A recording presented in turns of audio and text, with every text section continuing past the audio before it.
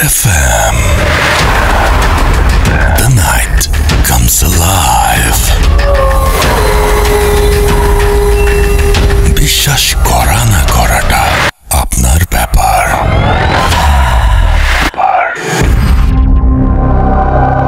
Yes, বিশ্বাস করা না করাটা আপনার ব্যাপার। ঘড়িতে সময় রাত 11:59।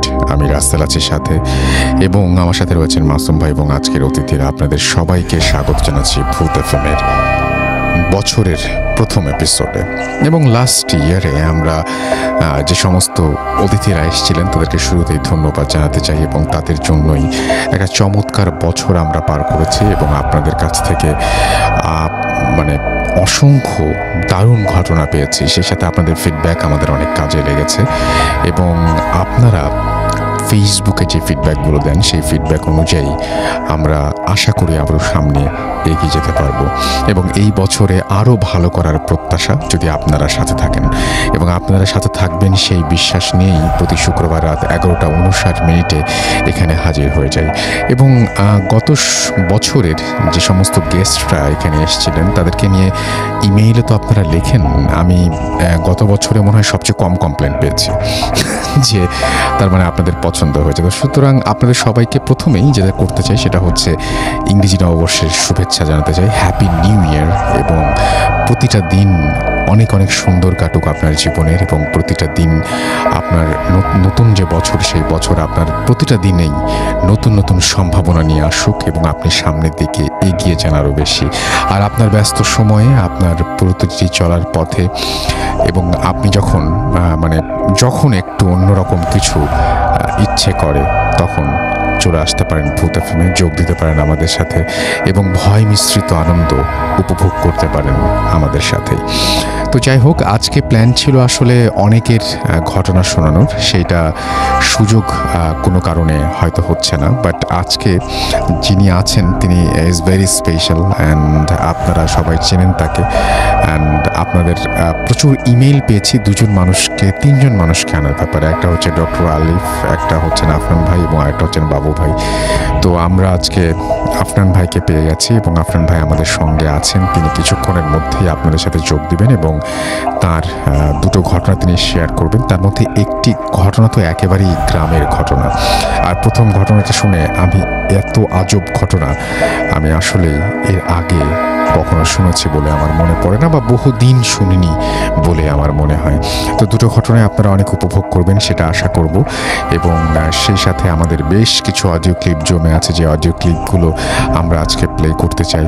আমি শুরুতেই জানিয়ে দিই যে কীভাবে আমাদের সাথে কমিউনিকেট করবেন। যদি আমাদেরকে লিখে পাঠাতে চান তাহলে আমাদের অ্যাড্রেস হচ্ছে bhutfm@radiofurti.fm।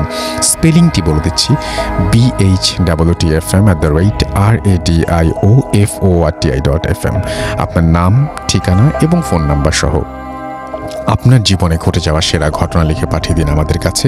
ঘটনার শুরুতে অবশ্যই উল্লেখ করুন যে এই ঘটনাটি আপনি স্টুডিওতে এসে শেয়ার করতে চান, নাকি আপনি চান আপনার ঘটনা আমরা পড়ে শোনাই। যারা দেশের বাইরে রয়েছেন তাদেরকে বলবো যে আপনারা অডিও ক্লিপ পাঠাতে পারেন, লিখেও পাঠাতে পারেন ঘটনাটি, যেটা আপনাদের ইচ্ছা। যদি আপনারা বলতে বেশি স্বাচ্ছন্দ্য বোধ করেন তাহলে বলবো যে আপনারা অডিও ক্লিপ পাঠাবেন, আর যদি আপনারা লিখতে বেশি স্বাচ্ছন্দ্য বোধ করেন তাহলে লিখেই পাঠাবেন ঘটনা। আমাদের দুটো পেজ রয়েছে, www.facebook.com/radio.furti and www.facebook.com/bhutfm.russell। এই দুটো পেজে গিয়ে আপনি চাইলে আমাদের পোস্টের নিচে লাইক দিতে পারেন, কমেন্ট করতে পারেন, শেয়ার করতে পারেন, আরও বেশি মানুষকে জানিয়ে দিতে পারেন আমাদের আজকের এই ভূত এফএম সম্পর্কে। তো যাই হোক, আমরা চলে যাব ঘটনায়, এবং আমাদের প্রথম ঘটনাটি যথারীতি একটা ইমেইল দিয়ে শুরু করতে চাই, এবং আশা করছি যে এই ইমেইলটি আপনাদের ভালো লাগবে। তো যেভাবে লিখেছেন আমি সেভাবেই পড়ার চেষ্টা করছি। আমি কনফার্ম হয়ে নিয়েছিলাম, আমি আরও একবার ইমেইল করেছি যে এই ঘটনাটি কতটুকু সত্য সেটা জানানোর জন্য। তো আমরা এরকম যাচাই বাছাই করেই নেই প্রতিটি ঘটনা।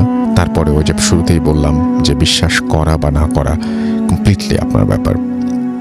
যেভাবে লিখেছেন সেভাবেই পড়ছি। রাসেল ভাই, আসসালামু আলাইকুম।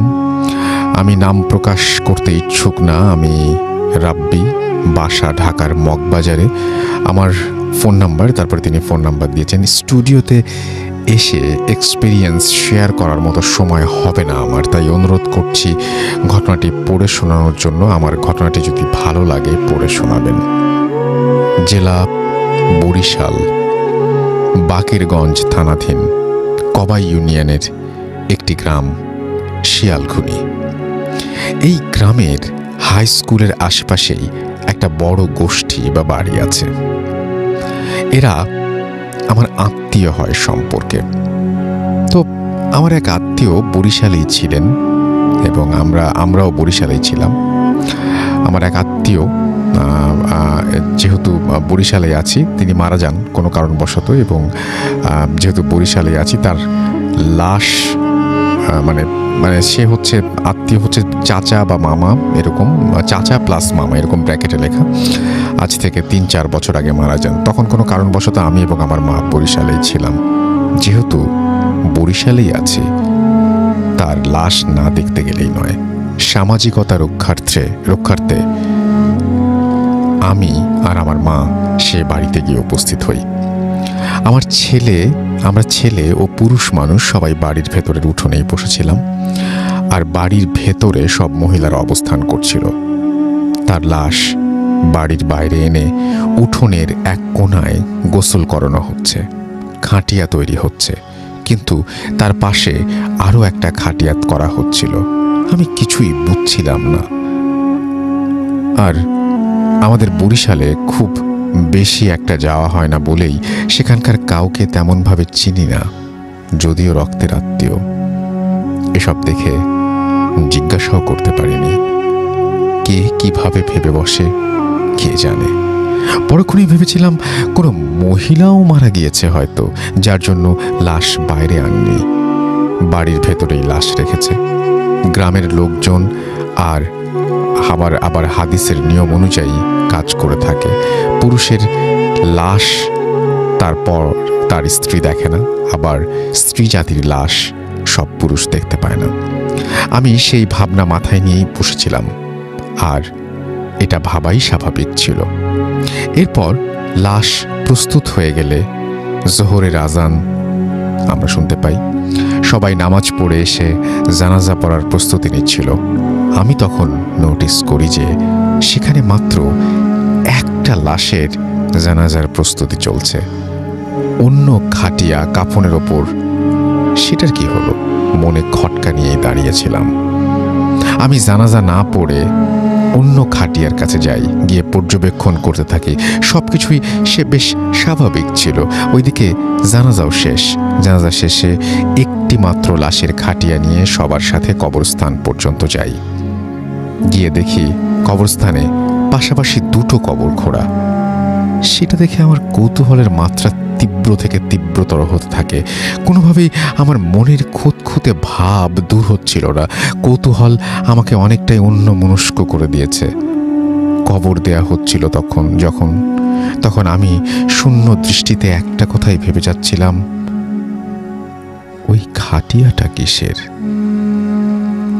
ওইখানে কাফনের কাপড় রাখা, আগরবাতি এনে রেখেছে, খাটিয়াটাও ধুয়ে মুছে পরিষ্কার করে রাখা, কিন্তু কেন? এদিকে কবর খোঁড়া হয়েছে দুটো, অথচ লাশ এসেছে একটি। তবে বাকি খাটিয়া, কাফন, কবর এসব কিসের জন্য? আর কেই বা এমন মারা গেল যার কথা জানলাম ও শুনলাম না মাত্র? লাশের দাফনের কাজ শেষ। সবাই মোনাজাত শেষে কবরস্থান থেকে বাড়ির উদ্দেশ্যে হেঁটে যাচ্ছিল, আর আমি ফিরে ফিরে কবরটাই দেখছিলাম। এত সবকিছু দেখে না বুঝে একটা লোককে জিজ্ঞাসাই করে ফেলি, ভাই এসবের কারণ কি? সে আমাকে বলে, আজকেই জানতে পারবেন। এখন জিকির করতে করতে বাড়ি চলুন আগে। বাসায় এসেছি 1 থেকে 1.5 ঘন্টা হয়েছে। মাত্রই আমার আর এক আত্মীয় স্বজন যার দাফন হয়েছে, তার আপন ছোট ভাই মারা গেলেন। যিনি মারা গেছেন তিনি হঠাৎই মারা গেছেন এবং তিনি তার বড় ভাইয়ের জানাজাও পড়েছিলেন। পরবর্তীতে দ্বিতীয় খাটিয়ায় করে তাকে নিয়ে যাওয়া হয় এবং পাশের কবরে শায়িত করা হয়। অগ্রিম খাটিয়া তৈরি, কবর খুঁড়ে রাখার আসল কাহিনী জানতে পারি আমার আম্মু ও এক ভাইয়ার কাছে। আমার আম্মু আগে জানতো না এসব, সেদিন ওই বাড়িতে গিয়ে জেনেছে, আর ভাইয়া আগে থেকেই সব জানতো। মূল ঘটনা হচ্ছে এই বাড়িতে একটা রেওয়াজ আছে, এই বাড়িতে যদি কেউ মারা যায় তবে তার দাফন করে আসার পরপরই কিংবা ওই দিনই আরও একজন বা দুইজনের মৃত্যু হবেই। এজন্য কেউ মারা গেলে অন্য একটা লাশ দাফনের সকল ব্যবস্থা করা হয়ে থাকে। অনেক অনেক বছর আগে থেকেই নাকি এইরকম মৃত্যু হয়ে আসছে, মারা গেলে 2-3 জন একদিনেই মারা যাবে। এর কারণ কি সেটা আমি জানতে পারিনি। হয়তো সামনের কোনো একটা সময়ে আবার শুনতে পারবো কে কে মৃত্যুবরণ করেছে। ঘটনাটি আমার আত্মীয়ের বাড়ির ঘটনা। আমি জায়গার নাম উল্লেখ করে দিয়েছি, খোঁজ নিয়ে দেখতে পারেন। ভালো থাকবেন। ঘটনাটি যদি ভালো লেগে থাকে পড়ে শোনাবেন। তো এই ছিল ঘটনা, খুবই অদ্ভুত। আমারও ভাবতে খুব সময় লেগেছে যে একটি বাসা থেকে যখন কেউ চলে যান তখন আরও একজনকে, মানে সবাইকেই, আত্মীয় স্বজন সবাইকেই মনে মনে প্রস্তুতি নিতে হয়, হয়তো আমারও যাওয়ার সময় চলে এসেছে। ও মারা গেলেন, মানে একজন মারা গেলেন, সুতরাং যে কেউ, পরিবারের যে কেউ বিনা কারণে মারা যাবেন, এই রেওয়াজ নাকি বহুদিন থেকে চলে আসছে। কি অদ্ভুত ব্যাপার না? খুবই অদ্ভুত। আপনি চিন্তা করুন যে আপনার পরিবারে যদি এরকম ঘটনা ঘটে। মৃত্যু এমন একটা জিনিস যেটা অনিবার্য, যেটা সবাই জানে, আমরা সবাই জানি যে আমরা মারা যাব, কিন্তু আমরা কেউ এটা অ্যাকসেপ্ট করতে পারি না। আমরা ভাবতে পারি না যে আমি এখন মারা যাব, এটা কেউ ভাবতে পারেন না, এটা ভাবতে চান না কেউ, রাইট? তো এটা নিয়ে আসলে মানে এটা হচ্ছে সবচেয়ে ধ্রুব সত্য যে আমরা সবাই একদিন মারা যাব। কিন্তু এইভাবে একজন মারা গেলে আরেকজন মারা যান, এই ব্যাপারটা আমার কাছে খুবই অদ্ভুত লেগেছে। আমি বিশ্বাস করি আপনাদের কাছেও এরকম অদ্ভুত সব ঘটনার সম্ভার রয়েছে। যদি সময় পান, যদি লিখে পাঠাতে চান, তাহলে আরও একবার জানিয়ে দিই আমাদের ইমেল অ্যাড্রেস। আমাদের ইমেল অ্যাড্রেস হচ্ছে bhutfm@radiofurti.fm, which is bhwtfm@radioforti.fm। আপনার নাম, ঠিকানা এবং ফোন নাম্বার সহ আপনার জীবনে ঘটে যাওয়া বা আপনার জানা সেরা ঘটনা লিখে পাঠিয়ে দিন আমাদের কাছে। ঘটনার শুরুতে অবশ্যই উল্লেখ করুন যে ঘটনাটি আপনি স্টুডিওতে এসে শেয়ার করতে চান, নাকি আপনি চান আপনার ঘটনা আমরা পড়ে শোনাই। যারা দেশের বাইরে রয়েছেন তারা সরাসরি অডিও ক্লিপ পাঠিয়ে দিতে পারেন আমাদের কাছে, বা লিখেও পাঠাতে পারেন ঘটনাটি। চলে যাচ্ছি আমাদের প্রথম অতিথি আফনান ভাইয়ের কাছে। আফনান ভাই, হ্যাপি নিউ ইয়ার। অ্যান্ড আজকে স্টুডিওতে সময় করে আসার জন্য আপনাকে অনেক অনেক অনেক অনেক ধন্যবাদ। হ্যাপি নিউ ইয়ার রাসেল ভাই। সেই সাথে রেডিও ফুর্তির সকল লিসেনারদেরকে জানাচ্ছি ইংরেজি নববর্ষের শুভেচ্ছা, হ্যাপি নিউ ইয়ার। এবং আমি শুরুতে একটু বলতেই চাই যে আপনি অনেক দূর থেকে আসেন। এখন ঢাকায় থাকার সচরাচর আপনার হয় না, আপনি দূর থেকে আসেন এবং অনেক কষ্ট করে আপনাকে আসতে হয়, অনেক কষ্ট করে আপনাকে ফিরতে হয়। তারপরেও এটা ভালোবাসা ছাড়া আসলে সম্ভব না। আপনি যে আসেন এজন্য আপনাকে আসলেই অনেক অনেক ধন্যবাদ জানাচ্ছি, এবং সকলের পক্ষ থেকে, সকলের অনুমতি না নিয়েই আমি আপনাকে ধন্যবাদ জানাচ্ছি। সত্যি কথা বলতে রাসেল ভাই, আসলে মানে লিসেনারদের ভালোবাসার কারণেই আসা। ওনাদের যদি ভালোবাসা না থাকতো আসলে এত দূর থেকে কষ্ট করে হয়তো আসা হতো না। এই জন্য আমি সকল কৃতজ্ঞতা জানাতে চাই মহান আল্লাহ রব্বুল আলামিনের উপর, এবং সেই সাথে সকল লিসেনারদের প্রতি, যাদের ভালোবাসাই আসলে আমাদেরকে এখানে নিয়ে আসে। এর জন্য আসলে কষ্ট ওরকম কিছুই মনে হয় না। আর সেই সাথে নববর্ষের শুভেচ্ছা জানাতে চাই আমাদের রাজবাড়ী বহুত টিমের সকল সদস্য এবং আমার স্টুডেন্ট যারা শুনছে, এবং মানে আমার যত বন্ধু বান্ধব, তাদের সকলের সহযোগিতা, এবং ওরা সবাই আমাকে ঘটনা সংগ্রহ করে দেয়। তা না হলে আমার আসলে একার কোনো কৃতিত্ব নাই, এদের সকলের সহযোগিতাই আমি আসলে বলতে পারি। তো যাই হোক রাসেল ভাই, আজকে ফার্স্ট যে ঘটনাটা আমি শেয়ার করব, আজকে দুটো ঘটনা আমি নিয়ে আসছি।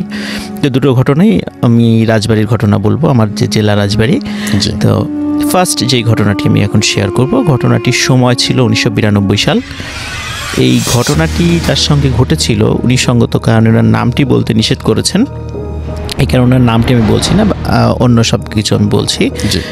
তো ওনার এখনও রাজবাড়ী সদর যেই উপজেলা, রাজবাড়ী সদর যে শহরের একদম মানে প্রাণকেন্দ্রে যে বাজারটা রয়েছে, বাজারে ওনার গ্রোসারি শপ রয়েছে, যেটাকে আমরা মুদিখানার দোকান বলি। ওনার বাড়িটা হচ্ছে রাজবাড়ী জেলা থেকে একটু ভিতরে 1.5 থেকে 2 কিলোমিটার ভিতরে লক্ষ্মীকুল গ্রামে। তো উনি যে কাজটা করতেন সেটা হচ্ছে যে প্রায় রাত 9টার দিকেই দোকান বন্ধ করতেন এবং সব কিছু গুছিয়ে নিতে নিতে এবং বাড়িতে পৌঁছতে ওনার রাত 10টার একটু বেশি বেঁচে যেত। ওনার দোকানের যত কর্মচারী ছিলেন তাদের সকলের বাড়ি ছিল ওই লক্ষ্মীকুল গ্রামে। যে কাজটা করতো সেটা হচ্ছে যে উনি এবং ওনার কর্মচারী একসাথে বের হতো এবং কয়েকজন কর্মচারী বাড়িতে চলে যেত এবং 1-2 জন কর্মচারী ওনাকে ওনার বাড়ি পর্যন্ত এগিয়ে দিয়ে তারা আবার তাদের বাড়িতে চলে যেত। এটা ছিল একদম দৈনন্দিন ঘটনা। আচ্ছা, ঘটনাটির সময় এই ঘটনাটির সময় ছিল বৈশাখ মাস, যখন কালবৈশাখী ঝড়ের সময়। ওই দিন মানে বিকালের দিকে একজন অদ্ভুত চেহারার একজন লোক আসেন ওনার দোকানে, এসে বলেন যে ভাই আপনার দোকানে তো বিশেষ করে মুদিখানার দোকানে অনেকেই তাবিজ লেখার সরঞ্জাম নিতে আসেন, তো আমার কাছে একটা জিনিস আছে, আপনি যদি এটা রেখে দেন তো ভালো হয়, তাহলে বিক্রি করে আমাকে টাকাটা দিবেন বা আপনি কিনে রেখে দেন আমার কাছ থেকে। আসলে রাসেল ভাই অনেক সময় যারা তাবিজ লেখেন আর কি, যারা এই প্রফেশনের সাথে জড়িত আছেন বা এই বিষয়ে যারা পারদর্শী, ওনাদের লেখার জন্য বিভিন্ন ধরনের জিনিস, যেমন পাতলা কাগজ, জাফরান কালি, তারপরে আপনার শুকনো চামড়া, এই জিনিসগুলো লাগে আর কি বিভিন্ন ধরনের কাজের জন্য। তো উনি যে খেয়াল করলেন যে লোকটি আসছে উনি শুকনো চামড়া নিয়ে আসছিল। তখন জিজ্ঞেস করলেন যে এটা কিসের চামড়া? তখন উনি বললেন এটা হচ্ছে ছাগলের শুকনো চামড়া। কিন্তু রাসেল ভাই দোকানদার লোকটি চামড়াটি হাতে নিয়ে উনি দেখলেন চামড়াটি খুবই মসৃণ এবং খুব সুন্দর, মনেই হচ্ছিল না এটা ছাগলের চামড়া হতে পারে। তারপরও যেহেতু অনেক সুন্দর, মানে ওনারও পছন্দ হয়ে গেল। উনি বলেন আচ্ছা ঠিক আছে, তো এই যেহেতু এই চামড়ার ক্রেতা খুব কম পাওয়া যায়, আপনি রেখে যান, বিক্রি হলে আপনি পরে 1 সপ্তাহ পরে আসবেন, আপনাকে যদি বিক্রি হয় আমি টাকা দিয়ে দেব। তখন উনি এক কথায় রাজি হয়ে গেলেন, উনি আর কোনো আর্গুমেন্টেই গেলেন না। এতে উনি অবাক হলেন, কী ব্যাপার, আমি বলে দিলাম সাথে সাথে রাজি হয়ে গেল। তো যাই হোক রাসেল ভাই, ওই দিন বিকালে প্রচণ্ড ঝড় হয়েছিল রাজবাড়ী শহরে, যেহেতু বৈশাখ মাসের সময় ছিল। আর আমরা জানি কালবৈশাখীর ঝড়টা সাধারণত একটু বিকাল বা সন্ধ্যার দিকে একটু বেশি হয় আর কি। বৈশাখ মাসের ওই ঝড়ের কারণে রাজবাড়ী জেলার বিদ্যুতের খুঁটিগুলো বেশ অনেক জায়গায় ভেঙে পড়ে। তখন আমাদের রাজবাড়ী জেলার যেই এটার লাইনটা ছিল সেটা ফরিদপুরের সাথে সংযুক্ত ছিল। ফরিদপুরের ওই কয়েকটা লাইন ছিঁড়ে পড়ার কারণে রাজবাড়ী জেলার বিদ্যুৎ টোটাল জেলায় বিদ্যুৎ বিচ্ছিন্ন হয়ে যায়। আচ্ছা, তো যার এখন রাতের বেলা ওনারা যথারীতি মানে দৈনন্দিন যেভাবে যান আর কি, ঠিক সেভাবেই গুড়ি গুড়ি বৃষ্টি পড়ছিল, আকাশে বিদ্যুৎ চমকাচ্ছিল, ওটার মধ্য দিয়ে ওনারা কর্মচারী সহ উনি বাড়ির দিকে পা বাড়ান। তো রাসেল ভাই যেহেতু বৃষ্টি হচ্ছিল, অন্যান্য কর্মচারীদেরকে উনি বললেন তোমাদের কষ্ট করে আর আমাকে বাড়ি পর্যন্ত এগিয়ে দিতে হবে না, তোমরা বৃষ্টির মধ্যে আর আমার বাসা পর্যন্ত আসার দরকার নাই, তোমাদের ফিরে যেতে আবার কষ্ট হবে, তোমরা বাড়ি চলে যাও। আচ্ছা, তখন উনি ওনার কর্মচারীদেরকে বাড়িতে পাঠিয়ে দিয়ে উনি নিজেই মানে ওনার বাড়ির দিকে হাঁটা শুরু করলেন। ওনার বাড়ির এরিয়াটা ছিল একটু বড় এলাকা নিয়ে, বড় জায়গা নিয়ে, যেহেতু ওনার অবস্থা ভালো ছিল, বাড়ির চারপাশে বড় একটা পুকুর ছিল বাড়ির পাশে। আর রাসেল ভাই ওনার বাড়িটা যেহেতু লক্ষ্মীকুল গ্রামে ছিল, লক্ষ্মীকুল গ্রামে বেশ পুরাতন, বিশেষ করে রাজবাড়ী জেলা যেই রাজার নামে হয়েছে, রাজা সূর্যকুমারের নামে, তো ওনার একটা অনেক পুরাতন রাজবাড়ি একসময় ওখানে ছিল এবং এখনও বড় বড় কয়েকটা পুকুর আছে। সেই পুকুর নিয়েও অনেক কাহিনী প্রচলিত আছে, অন্য কোনো সময় হয়তো বা সেগুলো আমি শেয়ার করব। তো রাসেল ভাই ওই পুকুরগুলো পার হয়ে ওনাদের বাড়ি আরও ভেতরে যেতে হয় আর কি। তো উনি যখন যাচ্ছিলেন ওনার হাতে কিন্তু টর্চ ছিল, ওই সময় যে 5 ব্যাটারির টর্চ যেটা আমরা বলি অনেক সময়, ওই সময় এখনকার মতো তো চার্জার মানে টর্চ ওই সময় ছিল না। তো উনি ওনার বাড়ির দিকে যখন যাচ্ছিলেন, তো যেহেতু বৃষ্টি হয়েছে, তখন উনি ওনার বাসার কাছাকাছি যখন এসেছেন, বাড়ির আগেই ওনার পুকুরটা পড়ে, তখন উনি খেয়াল করলেন যে পুকুর থেকে মাছ উঠে এসেছে। আমরা কিন্তু রাসেল ভাই যে বৃষ্টির সময় দেখি যে শোল মাছ, টাকি মাছ, কই মাছ, এগুলো অনেক সময় পানির স্রোতের সাথে উঠে আসে, ডাঙায় উঠে আসে আর কি। এটা আমি ছোটোবেলায় আমি এগুলো ধরেছি, খুব মজা পেতাম আর কি। তো উনি রাতের বেলা এই দৃশ্যটা উনি দেখেন যে বেশ বড় আকৃতির, ওনার কাছে দেখে মনে হয়েছিল শোল মাছ। উনি আবার কি করলেন, টর্চ লাইটটা জ্বালানোর চেষ্টা করেন, কিন্তু অদ্ভুত ব্যাপার রাসেল ভাই, ওনার টর্চ লাইটে ব্যাটারিগুলো ছিল, সবগুলো ব্যাটারি চার্জ ছিল, কিন্তু ওনার টর্চ লাইটটা কোনো একটা কারণে জ্বলছিল না, ওই মোমেন্টে জ্বলছিল না। তো উনি চিন্তা করলেন যে কী ব্যাপার, জ্বলছে না কেন, কোনো একটা সমস্যা হতেই পারে। এই চিন্তা করে উনি আর টর্চ লাইটের দিকে মানে মনোযোগ না দিয়ে উনি চিন্তা করলেন যে মাছগুলো যেহেতু আমার সামনে আছে, আমার কাছে তো একটা ব্যাগ আছে, আমি ব্যাগের মধ্যে মাছগুলো একটু উঠিয়ে নেই, ভরে নিয়ে যাই আর কি। তো যেইভাবে সেই কাজ, উনি বেশ 10-12টা মাছ উনি ওর ভিতরে উঠানোর পরে তো উনি বাড়িতে চলে যান। বাড়িতে যাওয়ার পরে ওনার স্ত্রীকে বলেন যে এই মাছগুলো রান্নাঘরে নিয়ে রেখে দিতে, সম্ভব হলে এখনই সেগুলো কুটে ফেলতে। এখন আসল ভাই উনি ওনার স্ত্রীর কাছে মাছের ব্যাগটি দিয়ে উনি যখন ওনার রুমে প্রবেশ করেন এবং যখন একটু ড্রেস চেঞ্জ করছিলেন, কিছুটা ভিজে গেছিলেন যেহেতু বৃষ্টিতে, হঠাৎ রান্নাঘর থেকে মানে প্রচণ্ড শব্দে ওনার স্ত্রীর এক আর্তনাদ ভেসে আসে ওনার কানে, এবং বাড়ির অন্য সদস্যরা মিলেও দৌড়ে রান্নাঘরের দিকে ছুটে যান। দেখেন যে ওনার স্ত্রী সেন্সলেস হয়ে পড়ে আছে, এবং যেই ব্যাগটা, মাছের ব্যাগটা ছিল, সেই ব্যাগে একটি মাছও নেই। তখন সবাই মিলে তাড়াতাড়ি করে ওনার স্ত্রীকে মানে পানি ছিটা দিয়ে বিভিন্ন প্রক্রিয়া করে ওনার স্ত্রীর জ্ঞান ফেরানো হয়। তো স্ত্রীর জ্ঞান ফেরানোর পরে তখন তাকে জিজ্ঞেস করা হয় আসলে ঘটনাটি কী ঘটেছিল। তখন ওনার স্ত্রী বলেন যে উনি মাছের ব্যাগটি নিয়ে যখন রান্নাঘরে এসেছেন এবং একটি একটি করে মাছ বের করবেন এই চিন্তা করে মনে করেন যে কেবল মানে একটা হাত মানে ব্যাগের মধ্যে দিয়েছেন, হঠাৎ করে ওনার মনে হয়েছে কেউ যেন খপ করে ওনার হাতটা চেপে ধরেছে। আচ্ছা, তখন উনি চিন্তা করেছেন যে হয়তোবা কোনো মাছ হয়তোবা আমাকে মানে কামড় দিয়েছে। এই চিন্তা করে উনি ব্যাগের মুখটা খুলে দেখতে গিয়েছেন আসলে কি হলো।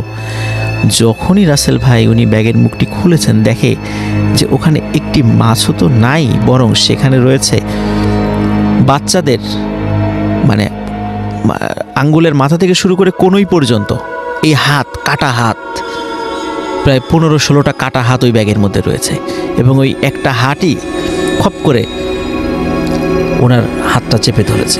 আচ্ছা, তখন উনি ওই দৃশ্য দেখে সাথে সাথে সেন্সলেস হয়ে পড়ে যান চিৎকার করে, মানে এতটুকুই ওনার মনে আছে, পরে আর কিছু মনে নাই। পরে এসে আর কোনো মাছ তো ছিলই না। তখন সবাই বললেন যে রাতের বেলায় এভাবে মাছ নিয়ে আসতে হয় না, মাছ নিয়ে আসলে এরকম ভয়ঙ্কর কিছু হতে পারে। সবাই মানে এইভাবে ওই যে দোকানদার যেই আঙ্কেল আর কি, ওনাকে একটু ভৎসনা করলেন। আচ্ছা, উনি চিন্তা করলেন হয়তো এরকম একটা ঘটনা হয়ে গেছে, প্যারানর্মাল একটা ঘটনা, এই ঘটনা এখানেই শেষ, উনি এটাই মনে করেছিলেন। আসলে এটা ছিল সবে শুরু মাত্র। তো এর ঠিক পরের দিন উনি যখন রাতের বেলা বাড়িতে ফিরছিলেন, বাড়িতে ফেরার পর ওই দিন আবার সব ওনার কর্মচারীরা ওনার বাড়ি পর্যন্ত এগিয়ে দিয়েছিল, যেহেতু আগের দিন একটা দুর্ঘটনা ঘটে গেছে। এই জন্য ওই দিন একদম বাড়ি পর্যন্ত এগিয়ে দিয়ে গেছে। কিন্তু বাড়ি পর্যন্ত এগিয়ে দেওয়ার পর উনি যখন বাড়ির বাইরের ওনার টিনের গেট ছিল, টিনের গেটটা খুলে যখনই ভিতরে ঢুকেছেন, দেখে উঠোনে 15-20টা বাচ্চা খেলাধুলা করছে। আচ্ছা, এবং অদ্ভুত ব্যাপার হলো ওই বাচ্চাগুলো সবার মাথা অস্বাভাবিক রকমের বড় এবং চ্যাপ্টা প্রকৃতির। এবং ওই সময় মানে চাঁদের আলো, যেহেতু মানে ঝড়ের সময় চাঁদের আলো ওই সময় ছিল না, একটু বিদ্যুৎ চমকাচ্ছিল। বিদ্যুৎ চমকার আলোতে উনি যতটুকু দেখলেন সেটা হচ্ছে যে প্রত্যেকের চেহারা খুবই অদ্ভুত প্রকৃতির এবং সবার চোখগুলো অনেক বড় বড়। তো উনি দৃশ্য দেখে কিছুটা একটু ভয় পেলেন এবং চিন্তা করেন যে এই ধরনের বাচ্চা তো আমাদের গ্রামে আমি কখনো দেখেছি বলে মনে পড়ে না। তখন উনি জিজ্ঞেস করেন, এই তোমরা কারা? যখনই এভাবে বলেছে, সবাই ওই বাচ্চা 15-20টা বাচ্চা সবাই দৌড় দিয়ে মানে মনে হলো মানে বেড়া টপকিয়ে লাফিয়ে লাফিয়ে বেড়া টপকিয়ে চলে গেল ওই পাশে। এবং ঘন অন্ধকার ছিল, ওই পাশে জঙ্গল ছিল, কিন্তু ওরা কোথায় গেল? উনি এইটা দেখে খুব মানে ভয় পেয়ে গেলেন। উনি সাথে সাথে তাড়াতাড়ি টর্চ নিয়ে বের হলেন, ওনার হাতে টর্চ ছিল। তখন টর্চ জ্বালিয়ে জঙ্গলের দিকে খেয়াল করলেন যে ওখানে কিচ্ছু নাই। উনি চিন্তা করলেন কী ব্যাপার, এত তাড়াতাড়ি বাচ্চাগুলো কোথায় গেল? তখন উনি চিন্তা করলেন যে আসলে আমাদের বাড়িতে হচ্ছে এটা কি, গতকালকে ঘটনা ঘটলো, আজকে এটা। তো উনি চিন্তা করেন হয়তো কোনো বাচ্চা আসতেও পারে। তো উনি আবার ওনার বাড়িতে ওনার স্ত্রীকে বললেন, বাড়ির অন্য সদস্যদেরকে বললেন যে এখানে বাচ্চা খেলাধুলা করছে, তোমরা দেখেছো কি? সবাই এক বাক্যে বলল, কই না তো, আমরা তো এই ধরনের কোনো কিছুই খেয়াল করি নাই। বা এরকম বাচ্চা খেললে তো আমরা টের পেতাম, ওটা তোমার মনের ভুল বা এই সমস্ত বলে মানে তাকে এই কথা বলে দিল। কিন্তু উনি জানেন আসলে এটা তো তার মনের কখনোই ভুল ছিল না, উনি যেটা দেখেছেন উনি ঠিকই দেখেছেন। রাসেল ভাই, এর ঠিক পরের দিন থেকে আর একটা নতুন উৎপাত শুরু হলো। সেটা হলো রাতের বেলা যখন ওনারা ঘুমিয়ে থাকেন, রাত ঠিক 1টা কি 2টোর দিকে ওনার টিনের চালে মনে হয় কে যেন ধূপধাপ করে এক পাশ থেকে আর এক পাশে চলে যায়। তখন স্বাভাবিকভাবে রাসেল ভাই গ্রামে কিন্তু ওই যে এক ধরনের প্রাণী আছে যেগুলোকে আমরা মানে শুদ্ধ বাংলায় যেটাকে আমরা গন্ধগোকুল বলি, আর আঞ্চলিক ভাষায় বিভিন্ন জায়গায় বিভিন্ন নামে ডাকে। কোনো অঞ্চলে খাটাস, কোনো অঞ্চলে নেইল, এই ধরনের শব্দে এই প্রাণী ডেকে থাকে। তো ওনারা চিন্তা করেছেন হয়তো বা এই ধরনের প্রাণীই হবে যে রাতের বেলা এখান দিয়ে যাচ্ছে। কিন্তু রাসেল ভাই, কিন্তু ওই ধরনের প্রাণীর যেই আকৃতি অনুযায়ী যেই ধরনের শব্দ হওয়ার কথা তার থেকে আরও 5-6 গুণ বেশি শব্দ হয়, তার মানে ওর থেকে বড় কিছু। তো ওনারা 1-2 দিন এটা মানে অবজারভেশন করার পর ওনারা চিন্তা করেন আমরা একটু যখনই শব্দ হয় বাইরে গিয়ে দেখবো জিনিসটা কি। একদিন আসল ভাই মানে 3 দিনের দিন যখন এই মানে 2 দিন অবজারভেশন করার পরে 3য় দিন যখন রাতে যখনই শব্দ শুনেছে, ওনার বাড়ির 3-4 জন সদস্য দৌড়িয়ে দরজা খুলে বাইরে এসে যখন রাসেল ভাই টর্চ জ্বালিয়েছে তখন দেখে যে একটা ছোট্ট বাচ্চা টিনের চালের এই মাথা থেকে ও মাথা দৌড়ে চলে গেল। এই দৃশ্য দেখার পরে সবাই বুঝে ফেললো যে আসলে তাদের বাড়িতে যেই ঘটনাটা ঘটে চলছে এটা স্বাভাবিক কোনো কিছু নয়, এটা কোনো কাকতালীয় ব্যাপার নয়, এটা মানে নিয়মিতভাবে ঘটে চলছে এবং নিশ্চয়ই কোনো কারণ আছে এই ঘটনাটা ঘটার পিছনে। কিন্তু এর কারণটা যে কি কিছুতেই মানে কেউ এটা ফাইন্ড আউট করতে পারছিল না। তো একদিন রাসেল ভাই যেটা হলো সেটা হলো যে ওনার দোকানে একজন হুজুর আসলেন। হুজুর এসে বললেন যে তোমার কাছে শুকনো চামড়া হবে, তাবিজ লেখার জন্য আমার লাগবে। তখন উনি চিন্তা করলেন যাকে কয়েকদিন পরে কাস্টমার পাওয়া গেছে, তো ওনাকে বললেন হ্যাঁ আছে, খুব ভালো চামড়া আছে। তখন তাকে উনি ওটা দেন এবং হুজুর ওটা নিয়ে বেশ খানিকক্ষণ মানে হাতে নাড়াচাড়া করেন, বলেন যে এটা কিসের চামড়া? তখন বলেন কেন, এটা তো খাসির চামড়া, খাসির শুকনা চামড়া। তখন বলে যে এটা খাসির চামড়া, আমি তো এর আগেও অনেক চামড়ায় আমি তাবিজ লিখেছি, কই এরকম এত সুন্দর মসৃণ তো খাসির চামড়া আমি তো কখনো পাইনি।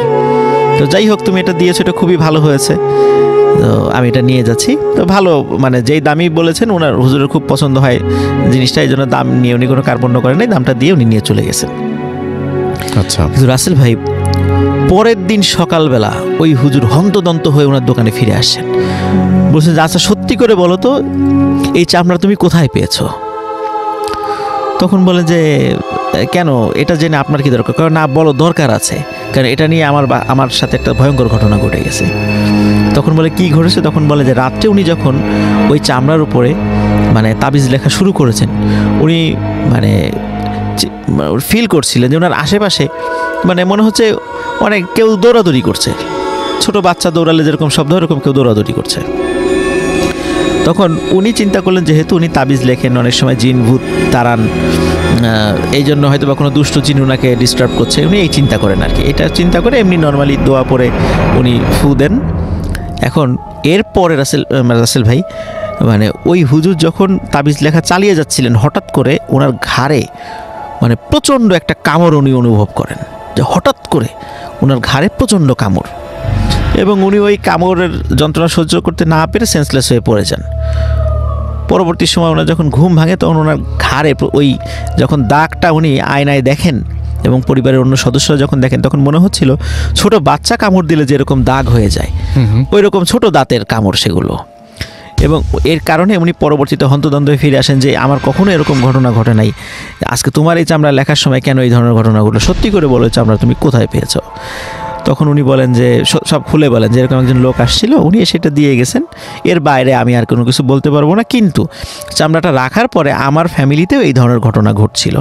আচ্ছা, তখন ওই হুজুর বলেন যে এই চামড়া তুমি এক্ষুনি দোকান থেকে সরিয়ে ফেলো এবং এটি নদীতে গিয়ে ফেলে দাও। রাসেল ভাই আমাদের রাজবাড়ী শহর থেকে 1 থেকে 1.5 কিলোমিটার দূরে পদ্মা নদী রয়েছে। তখন উনি যেটা করেন, উনি ওই হুজুরের কথা শুনে ওই চামড়াটি উনি নদীতে গিয়ে ফেলে দেন। তো তো ফেলে দেওয়ার পরে রাসেল ভাই আরেকটা কথা আমি বলতে ভুলে গেছি, সেটা হচ্ছে যে ওই চামড়াটা রাখার পরে ওনার দোকানের বেচা কেনা অস্বাভাবিক রকমের কমে গিয়েছিল। আচ্ছা, মানে ওনার দোকানে দেখে কোনো মানে রেগুলার যারা কাস্টমার তারাও অন্য দোকান থেকে মাল কিনছে, কিন্তু ওনার দোকানে কেন জানে আসছে না। তো উনি খুব অবাক হচ্ছিলেন, কি ব্যাপার, মানে আমার দোকানে কেউ আসছে না কেন। তো এটা উনি একটু সন্দেহের মধ্যে ছিলেন যে কেন আমার দোকানে লোক হচ্ছে না কেন।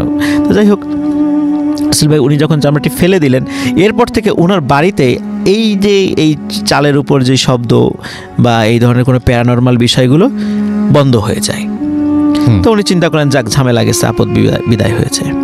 তো রাসেল ভাই এই ঘটনার সপ্তাহখানেক পর উনি যখন রাতের বেলা ওনার বাড়িতে আবার ফিরছিলেন, হঠাৎ ওনার গেটের কাছে উনি দেখেন যে চাদরে মাথা ঢাকা এবং সারা শরীর মোড়ানো একজন ব্যক্তি দাঁড়িয়ে আছে। তখন উনি বলেন কে। যখনই কে বলে তখন ওই লোকটি দৌড়ে চলে যায় জঙ্গলের দিকে। জঙ্গলের ভাই ওখানে ঘন জঙ্গল, মানে ঝোপঝাড় আর কি, ওখান দিয়ে বেরোনোর কোনো পথ নাই, কিন্তু ওই ভিতরে চলে যায়। তখন উনি এটা দেখে চিন্তা করেন যে এটা কে আসলো। এটা দেখে উনিও ভয় পান যে আবার নতুন করে কোনো সমস্যা শুরু হলো কিনা এরকম। রাসেল ভাই তো এরপরে উনি চিন্তা করেন যে না, আমার দোকানের কর্মচারীদেরকে এরপর থেকে বলবো আমাকে একদম যেন বাসার ভিতরে নিয়ে ঢুকিয়ে দিয়ে আসে। এখন রাসেল ভাই মানে এরপরে ওনার কর্মচারী ওনার বাসার ভিতরেই ঢুকিয়ে নিয়ে মানে দিয়ে আসতো, মানে গেটটা পার করে দিয়ে আসতো। এখন রাসেল ভাই এর পরে যে ঘটনাটা ঘটে সেটা হলো যে গেট পার করে ভিতরে ঢুকেছে, হঠাৎ করে দেখে ওনার দরজার সামনে কে যেন বসে রয়েছে। আচ্ছা, ওই যে চাদর পরা। তো যখনই বলে কে, তখনই সে লাফ দিয়ে ওই যে ঠিক যেমন ওই বাচ্চারা যেমন টিনের গেটটা টপকিয়ে খুব মুহূর্তের মধ্যে চলে গিয়েছিল, ঠিক উনি এরকম লাফ দিয়ে চলে যান। এটা দেখে উনি বুঝতে পারেন যে এটাও স্বাভাবিক কিছু না, এটাও অস্বাভাবিক কিছু। তো এরকম রাসেল ভাই প্রায়শই ওনার সাথে ঘটতে থাকে এবং বাড়ির সদস্যরাও টের পান যে রাতের বেলা ওনাদের বাসার চারপাশ দিয়ে কেউ যেন ঘোরাঘুরি করছে। রাসেল ভাই একদিন উনি চিন্তা করেন যে যেভাবেই হোক এটাকে ধরতে হবে, মানে উনি একটু সাহস করেন যে এভাবে আর চলতে পারে না, এটা নিশ্চয়ই কোনো মানুষ নতুন করে আমার সাথে দুষ্টামি শুরু করেছে, এরকম উনি চিন্তা করেন। তো রাসেল ভাই এরপরে একদিন উনি আসছেন, তো সেদিন আর বাড়ির সামনে না, ওই দিন আবার কোনো কারণে উনি দাওয়াত খেয়ে এক জায়গা থেকে ফিরছিলেন। ওই সময় বেশ রাত হয়ে যায় বাসায় ফিরতে ফিরতে। তখন পথিমধ্যে দেখে এরকম চাদর পরা একজন লোক দাঁড়িয়ে আছে। তখন বলে এই কে। তখন ওই চাদর পরা লোকটি তখন আর পালায় না, তখন আস্তে আস্তে সামনে এগিয়ে আসে। সামনে এগিয়ে এসে ওনার চাদরটা ওনার মাথা থেকে সরিয়ে ফেলার পর দেখে যে ওটা সেই লোক যে ওই চামড়াটি দিয়ে গিয়েছিল তার দোকানে। তখন সে বলে যে আমার চামড়া ফেরত দে।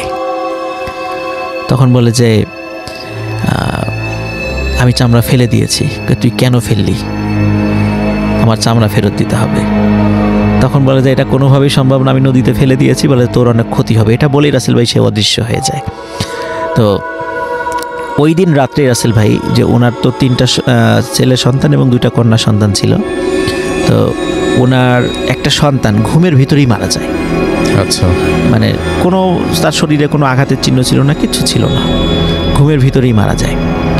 এরপর থেকে রাসেল ভাই উনি আর কখনোই মানে সামনাসামনি কোনো ওই বাচ্চা বা ওই চাদর পরিহিত কোনো লোককে না দেখলেও উনি এখনও ঘুমের মধ্যে ওই চাদর পরিহিত লোককে স্বপ্ন দেখেন অস্পষ্টভাবে, এবং অনেক বাচ্চাদেরকে উনি দেখেন, ওই যে অদ্ভুত চেহারার বাচ্চাদেরকে উনি ঘুমের মধ্যে স্বপ্ন এখনও দেখেন। আচ্ছা, তো এখনও ওনার সাথে ঘটনাটা চলছে। তো যেহেতু ওনার সাথে এখনও ঘটনা চলছে, এই জন্য উনি নামটা বলতে আমাকে নিষেধ করেছিলেন যেন আমি নামটা না বলি। তো এটাই ছিল রাসেল ভাই আমার first story. Thank you so much. অনেক অসাধারণ একটা ঘটনা, এবং ঘটনার শুরুটা যেখান থেকে আমি প্রথমেই মানে ভাবতেও পারিনি যে কেউ মাছ নিয়ে আসবে বাসা থেকে এবং সেই মাছের ব্যাগের মধ্যে ছোট বাচ্চার হাত পাওয়া যাবে। এটা খুব অদ্ভুত একটা চিন্তা এবং একটা অদ্ভুত একটা ব্যাপার যে এইটা কিভাবে হতে পারে। আমি অনেক ভেবেও আমি মানে থাকে না যে কোনো ঘটনা বলার সময় আপনি পরে কি হবে কিছুটা আন্দাজ করতে পারেন, এটা একদম আন্দাজ ছাড়া ছিল আমার জন্য। আর পুরো ঘটনাটা আপনারা অনেকেই ফেসবুকে লিখছেন, ফেসবুকের কথায় আমি একটু পরেই ফিরে আসব, এবং আপনারা লিখছেন যে ঘটনাটি অনেক চমৎকার হয়েছে এবং সবাই নতুন বছরের শুভেচ্ছাও দিচ্ছেন। তো আমি ফিরে আসব কিছুক্ষণ পরে ছোট্ট একটা বিরতি নিয়ে, একেবারেই ছোট্ট বিরতি। সো কোথাও যাবেন না, আমার সাথে থাকুন। স্টে টিউনড রেডিও ফুর্তি এফএম অ্যান্ড ডু ফুর্তি। ফিরে আসছি 30 সেকেন্ডের বিরতির পরে।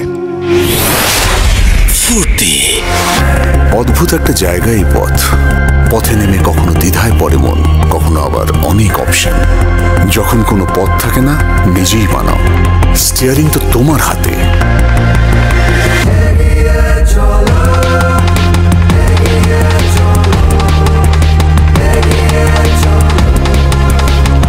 তোমার দেখানো পথে চলুক বদলে যাওয়া পৃথিবী। শুরু হোক প্রতিদিনের সেই জার্নি আমাদের সাথে। উবার, এগিয়ে চলো। Face it. Radio মানে ফুর্তি। ভূত FM। বিশ্বাস করা না করাটা আপনার ব্যাপার।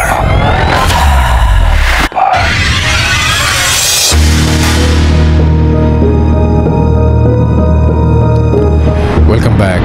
ফিরে এলাম আবার আমি রাসেল এবং শুনছেন রেডিও ফুর্তি FM। চলছে ভূত FM। ঘড়িতে সময় রাত 12:34 এবং আমি একটু আগেও ইনবক্সে দেখলাম যে একজন আমাকে নক করছেন এবং তিনি লিখেছেন যে আমার কাছে ঘটনা আছে, চাইলে আমি আসতে পারি।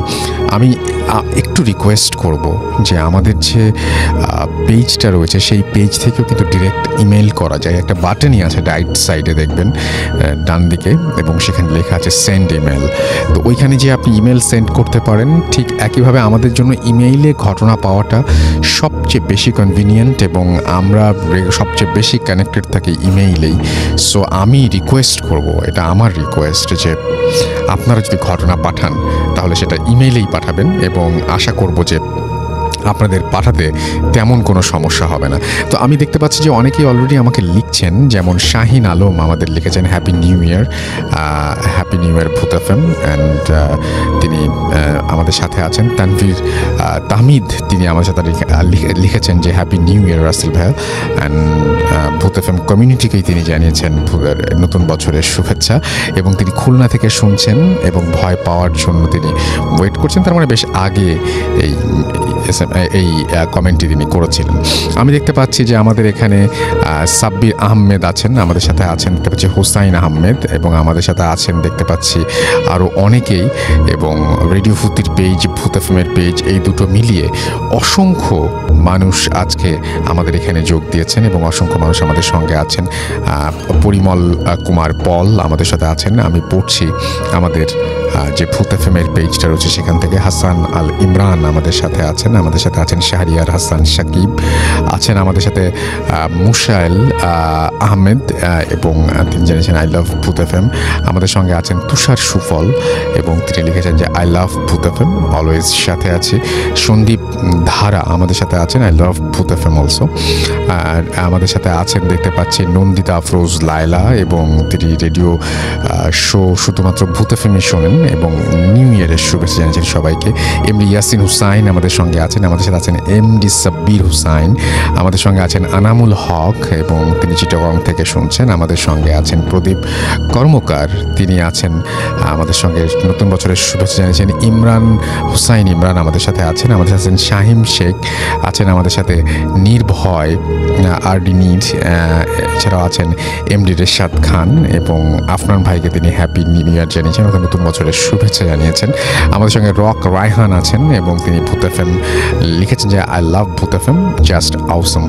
আমাদের সঙ্গে আছেন দেখতে পাচ্ছি এমডি সাব্বির হুসাইন, লিখেছেন যে ভালো স্টোরি। আমাদের সাথে আছেন দেখতে পাচ্ছি মুন্না আহমেদ, এছাড়াও আমাদের সাথে আছেন ইয়ামিন ইলান, সেকেন্ড স্টোরি আজকে বেস্ট, যেটা আপনার ভাই বলেছেন তিনি সেটা জানিয়েছেন। আমাদের সঙ্গে আছেন পিঙ্কি সরকার, এছাড়াও এমডি ওবায়দুল্লাহ শিকদার আমাদের সাথে আছেন। আমাদের সাথে আছেন দেখতে পাচ্ছি দীপক ধর, আছেন আমাদের সঙ্গে ফাহিম শাহরিয়ার, এছাড়াও আমাদের সাথে আছেন আতিকুল ইসলাম আকাশ, টুম্পা খান আমাদের সঙ্গে আছেন, এবং আমাদের সঙ্গে আছেন অপূর্ব মাহমুদ, এবং আমাদের সঙ্গে আছেন দেখতে পাচ্ছি এছাড়াও অঙ্কন আছেন আমাদের সাথে দেখতে পাচ্ছি লতিফুর রহমান, আমাদের সাথে আছেন আরাফ মাহমুদ জাফর, আছেন আমাদের সঙ্গে দেখতে পাচ্ছি বর্ণহীন আশিক। অনেকেই আমি দেখতে পাচ্ছি যে আমাদের সাথে মেসেজ মানে ইনবক্সে ঘটনা পাঠাচ্ছেন। আমি বলবো যে ইনবক্সে ঘটনা পাঠিয়েন না, আপনি ইমেল করে দেন, তাহলে সবচেয়ে বেশি সুবিধা হবে আমার এবং আপনার দুজনের জন্যই। রানা আমাদের সাথে আছেন, আমাদের সাথে আছেন শিশির, লিখেছেন লাভ ইউ ভূত FM।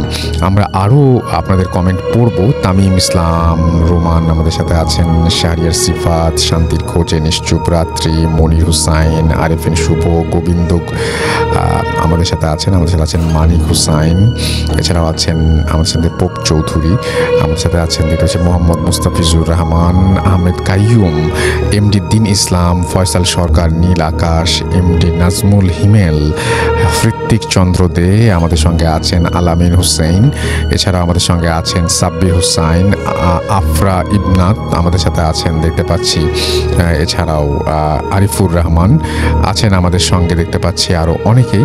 তো আপনি যদি থাকতে চান চলে আসুন আমাদের কাছে এবং আমাদের সাথে যোগ দিন।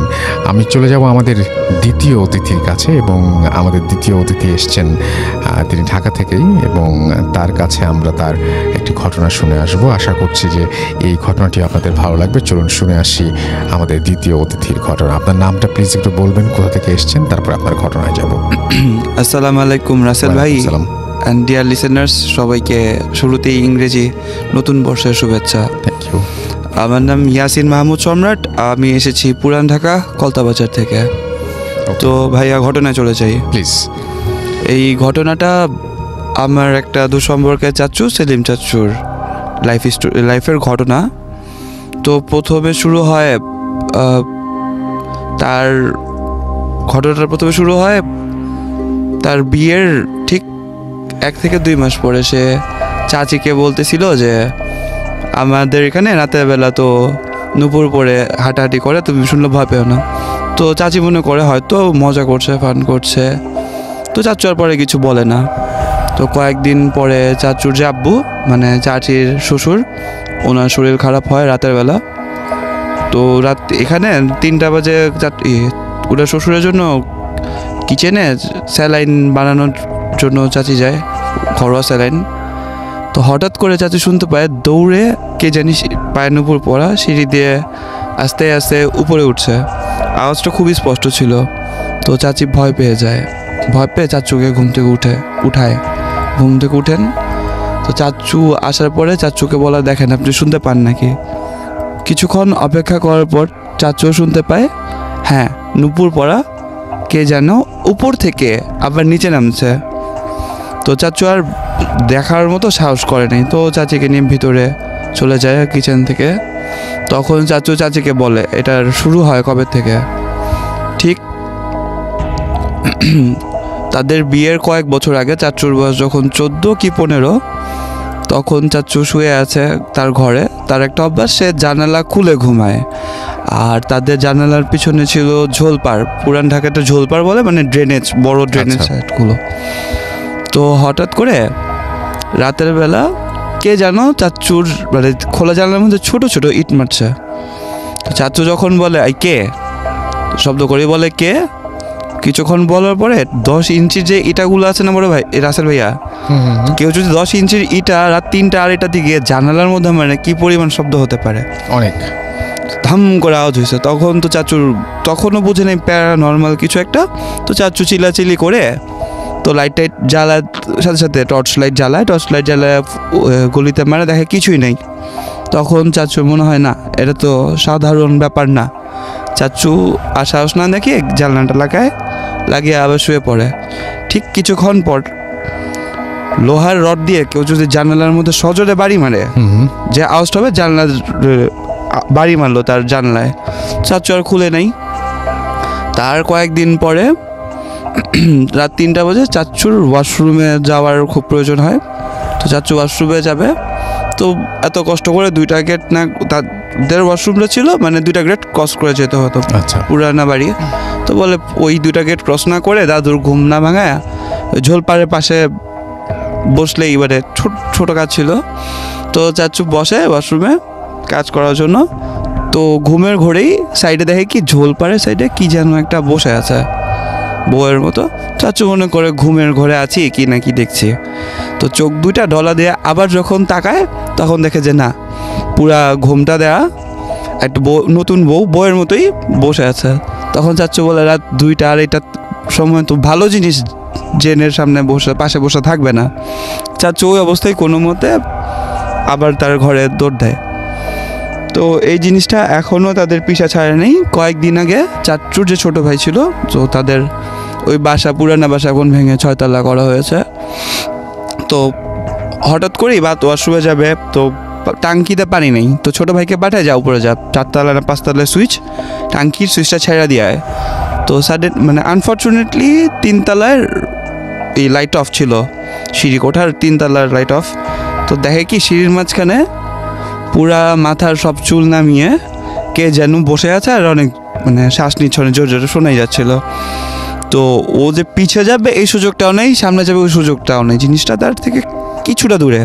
তখন জিনিসটা বুঝতে পেরেছে যে তার সামনে আমাদের চাচু যে ছোটো ভাই শিহাব ওর উপস্থিতি। জিনিসটা দেখে বাম হাত দিয়ে রেলিংয়ে এত জোরে একটা বাড়ি মারে, 1তলা থেকে 6তলার রেলিংয়ে আওয়াজ হয়। তো আওয়াজটা বাসার সবাই কম বেশি শুনতে পায়। তো কোনো মতে শিহাব দৌড়ে 1তলায় যায়, তার ভাইকে বলে যে আওয়াজটা শুনছো? বলে হ্যাঁ শুনছি। তারপর সবাই উপরের পর্যন্ত উঠার পরে আর কিছু দেখতে পায় না যে এরকম কিছু আছে তাদের উপরে। ওকে, এটা ছিল ঘটনা, এখনো চলছে 2-1 দিন পর। ওকে, থ্যাংক ইউ সো মাচ। আপনার ঘটনার জন্য আপনাকে অনেক ধন্যবাদ। আমি দেখতে পাচ্ছি যে হুসাইন আহমেদ আমাদের সঙ্গে আছেন, সম্পদ সরকার, আমি ফুর্তির পেজ থেকে পড়ছি। শ্রাবণী আমাদের সঙ্গে আছেন দেখতে পাচ্ছি। এছাড়াও ক্রেজি বয় এবং কমেন্ট পড়তে বলেছেন তিনি, এবং আমাদের সঙ্গে আছেন দেখতে পাচ্ছি রনি জেস, সোহেল রানা আমাদের সঙ্গে আছেন এমডি শাহিন খান, এছাড়াও ট্যালেন্টেড তারিফ আমাদের সঙ্গে আছেন, এমডি মেহেদি হাসান সানি আমাদের সঙ্গে আছেন, ইফতেখার ফয়সাল সুজন আমাদের সাথে আছেন আবু কায়সার স্বপন আমাদের সাথে আছেন, আতিফ ইসলাম হৃদয় আমাদের সঙ্গে আছেন, এমডি ফরহাদ ইসলাম আমাদের সঙ্গে আছেন, এমডি মেহেদি হাসান সানি আমাদের সঙ্গে আছেন শাহিন খান, অর্ণব আহমেদ আমাদের সাথে আছেন দেখতে পাচ্ছি চয়ন ভৌমিক, এছাড়াও নাইম ইসলাম রাজ আমাদের সঙ্গে আছেন মোহাইমিনুল ইসলাম সাদ আমাদের সঙ্গে আছেন, আবু সুফিয়ান, ফারহান আহমেদ রুবেল আমাদের সঙ্গে আছেন দেখতে পাচ্ছি সাইফাত খান, এছাড়া আমাদের সঙ্গে আছেন দেখতে পাচ্ছি এমডি পলাশ আহমেদ আছেন, রাজু ইসলাম আছেন, আরিফ রতন, পিএস পাপ্পু সেন আমাদের সাথে আছেন দেখতে পাচ্ছি সাব্বির রকি আমাদের সাথে আছেন, এমডি মেহেদি হাসান, জুবাইর হাসান আমাদের সাথে আছেন, বাপ্পি সিনিয়র আমাদের সাথে আছেন আশিকুর রহমান, এমডি তাইফ আহমেদ আমাদের সাথে আছেন MRH নীরব, এছাড়াও আছেন আমাদের সাথে চয়ন দেবনাথ আছেন, নাহিদ নাইমুল, রাকিব হাসান, আরিফুর রহমান জিতু, দুর্জয় বিশ্বাস, নাজমুস সাকিব ইমরান, জুনি শেখ, দুর্জয় সহ আরও অনেকে। তো থ্যাংক ইউ ভেরি মাচ আমাদের সঙ্গে থাকার জন্য। আমি আরও একবার জানিয়ে দিই, আমাদের যে পেজ আছে সেই পেজ দুটো হচ্ছে www.facebook.com/furti and www.facebook.com/bhutfm.russell। এছাড়াও আমাদের যে ইমেল অ্যাড্রেস আছে সেই ইমেল অ্যাড্রেসও আপনি আমাদের লিখে পাঠাতে পারেন আপনার ঘটনা। আমাদের ইমেল অ্যাড্রেস হচ্ছে bhutfm@radiofurti.fm which is BHWTFM@radiofurti.fm। Singapore থেকে যেমন শুনছেন আমাদেরকে, আমি পেয়েছি, আমি হারিয়ে ফেলেছি লেখাটা, আবার ঠিক একইভাবে আপনারা কুড়িগ্রাম থেকেও শুনছেন, কেউ কমেন্ট করছেন, কেউ মেসেজ দিচ্ছেন, কিন্তু আছেন ভূত এফএমের সাথে। আপনারা শুনছেন ভূত এফএমের এই বছর 2019-এর ফার্স্ট এপিসোড। আমাদের সাথে আছেন আমাদের আজকের অতিথিরা, এবং তারা তাদের ঘটনাগুলো আবারও শেয়ার করবেন কিছুক্ষণের মধ্যে। তার আগে আমরা যেটা করবো, একটা ছোট্ট বিরতি নেব, এবং বিরতির পরে আমরা যেটা করব সেটা হচ্ছে যে আমরা একটা ঘটনা শুনে আসব, যে ঘটনাটি একটা ইমেইল না, একটা অডিও ক্লিপ, এবং তারপরে আবারও ফিরে আসবো আপনাদের কাছে। সেই পর্যন্ত আমাদের সঙ্গে থাকুন। স্টে টিউনড রেডিও ফুর্তি FM and do ফুর্তি। অদ্ভুত একটা জায়গায় পথে নেমে কখনো দ্বিধায় পড়ে মন, কখনো আবার অনেক অপশন। যখন কোনো পথ থাকে না, নিজেই বানাও। স্টিয়ারিং তো তোমার হাতে।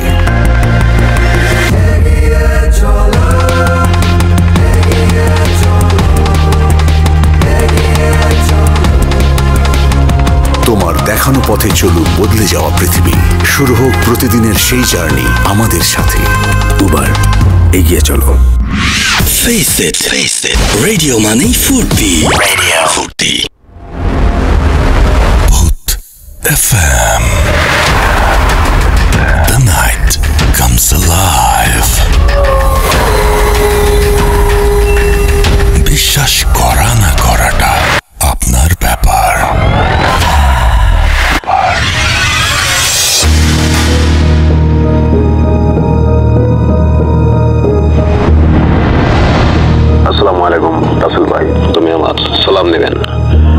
করি আপনি ভালো আছেন।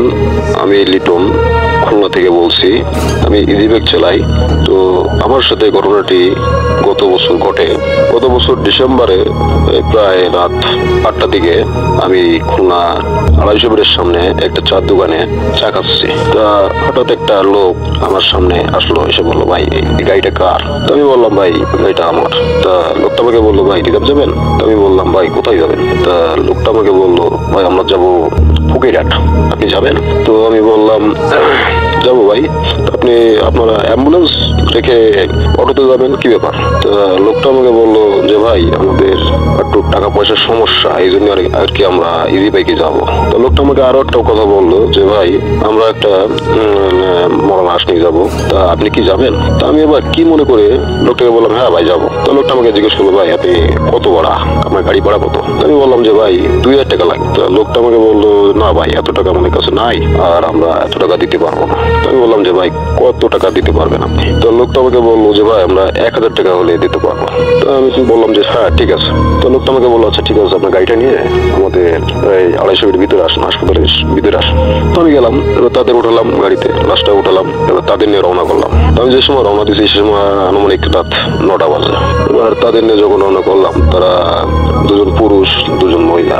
তা সারা রাস্তা ধরেই তারা কান্নাকাটি করতেছে, আমি আমার মতো গাড়ি চালাচ্ছি। তা ফকিরহাট যে সময় আসলাম অনেক রাত, এবার ওখান থেকে আরো 15-20 কিলো ভিতরে তাদের বাড়ি।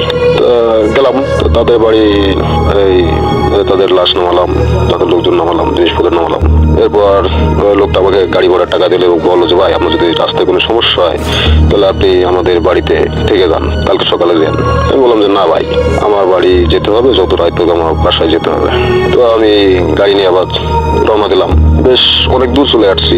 তো আমি গড়ির দিকে খেয়াল করলাম সে সময় রাত প্রায় 1টা-1:30 বাজে। যাক আমি আমার মতো চালাচ্ছি। তা যে এলাকায় গেছি ওই এলাকায় রাস্তায় কোনো আপনার রোড লাইন নাই, রাস্তায় একটা লোকও নাই, মানুষও নাই, রাস্তা একদম ফাঁকা। তো আমি আমার মতো গাড়ি চালাচ্ছি। হঠাৎ করে খেয়াল করলাম যে আমার গাড়ির পিছনে যে আপনার পাথর, ছোট ছোট পাথর, ইট মারতেছে, ঠাস-টুস করে শব্দ হচ্ছে। তো আমি পিছন দিকে ঘুরতে গেলাম, দেখলাম যে কাউকে দেখতে পাই না। তো যাক আমি একটু মনে মনে ভয় পাইছি। যাক আমি আমার মতো গাড়ি চালাচ্ছি। হঠাৎ কিছু দূর সামনে এসে দেখলাম একটা বড় একটা ডাল আমার গাড়ির সামনে পড়ল, মানে আমার ওই গ্লাসের সামনে পড়ে গ্লাসটা ভেঙে গেছে। তো আমি আর একটু ভয় পাইছি। এরপর আমি বইতে বইতে গাড়ি চালাচ্ছি খুব স্পিডে। যাক তাহলে আমি খুব স্পিডে গাড়ি চালাচ্ছি, এদিক ওদিক তাকাচ্ছি, কাউকে দেখতে পাচ্ছি না। বেশ কিছু দূর আসার পরে দেখলাম যে একদল লোক আপনার রাস্তার পাশে আপনার ওই কবর খুঁজতেছে। দেখলাম একটা খাটলা রয়েছে, একটা লাশ সাদা কাপড়ে ঝুলানো। আমি ওখানে যে গাড়িটা থামালাম, থামাই জিজ্ঞেস করলাম, ভাই কিভাবে মারা গেল? তো ওরা বলতেছে, ভাই এই লোকটা অনেকদিন অসুস্থ, এই জন্য মারা গেছে। তো যাক ওই জানাজাটা পড়লো, আমি দেখলাম সাইড দেখে আমি লাশটার মুখটা দেখলাম যে হঠাৎ আমি যে লাশটা ওই গাড়িতে পৌঁছে দিলাম সেই লাশটার চেহারা এই লাশের চেহারা একদম পুরো হুবাহু এক।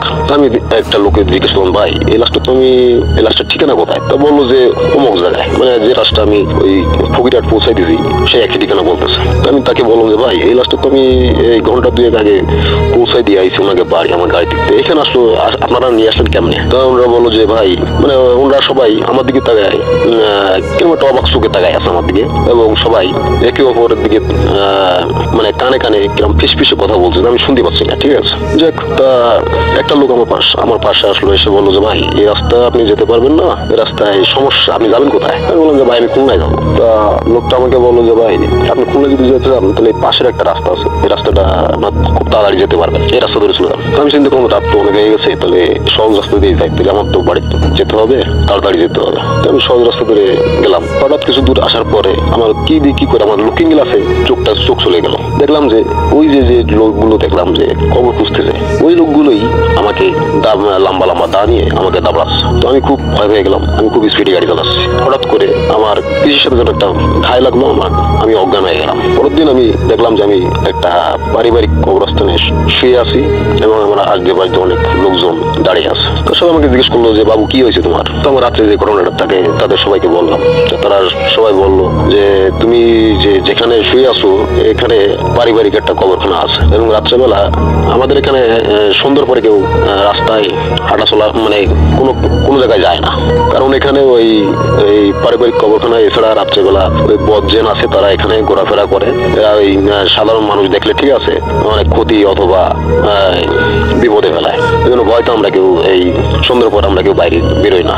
যাক, তারা এরপর আমাকে ট্রিটমেন্ট করালো এবং আমি কোন রকম সুস্থ হয়ে আমি বাড়ি চলে আসলাম। এরপর আমি প্রায় 1 সপ্তাহ অসুস্থ থাকি, পরে অনেক কবিরাজ ডাক্তার দেখায় অনেক কষ্ট আমি সুস্থ হয়েছি। এই ছিল আমার গল্প। রাসেল ভাই, আসসালামু আলাইকুম। Bhoot FM. The night comes alive. বিশ্বাস করা না করাটা আপনার ব্যাপার।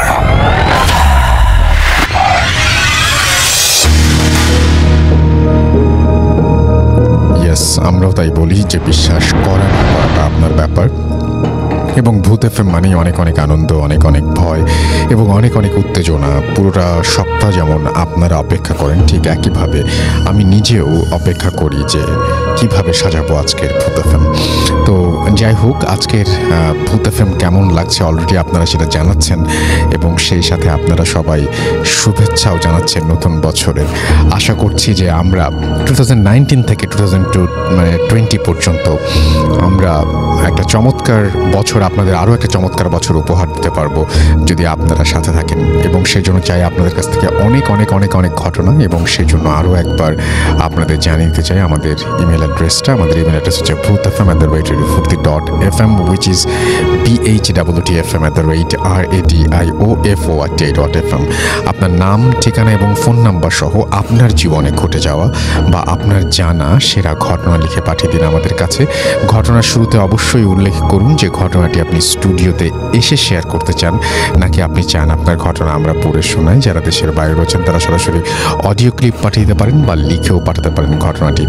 এখন যেটা করব সেটা হচ্ছে আমরা আবারও কিছু মেসেজ পড়ে ফেলি, কমেন্ট পড়ে ফেলি। আমাদের সাথে দেখতে পাচ্ছি আইফুর রহমান জিতু আছেন, মানিক হোসাইন আছেন আমাদের সঙ্গে, দুর্জয় আমাদের সঙ্গে আছেন, নাজমুস সাকিব ইমরান আমাদের সাথে আছেন। দেখতে পাচ্ছি আরও অনেকেই আমাদের যে ভূত এফএমের পেজটা সেখানে আলামিন সরকার আছেন, মিজানুর রহমান আছেন, এম রহমান সিমন আমাদের সাথে আছেন, HS আলিফ আমাদের সাথে আছেন, শাকির রাজ কুমার আছেন আমাদের সাথে আছেন MD রাতুল খান, শাহজালাল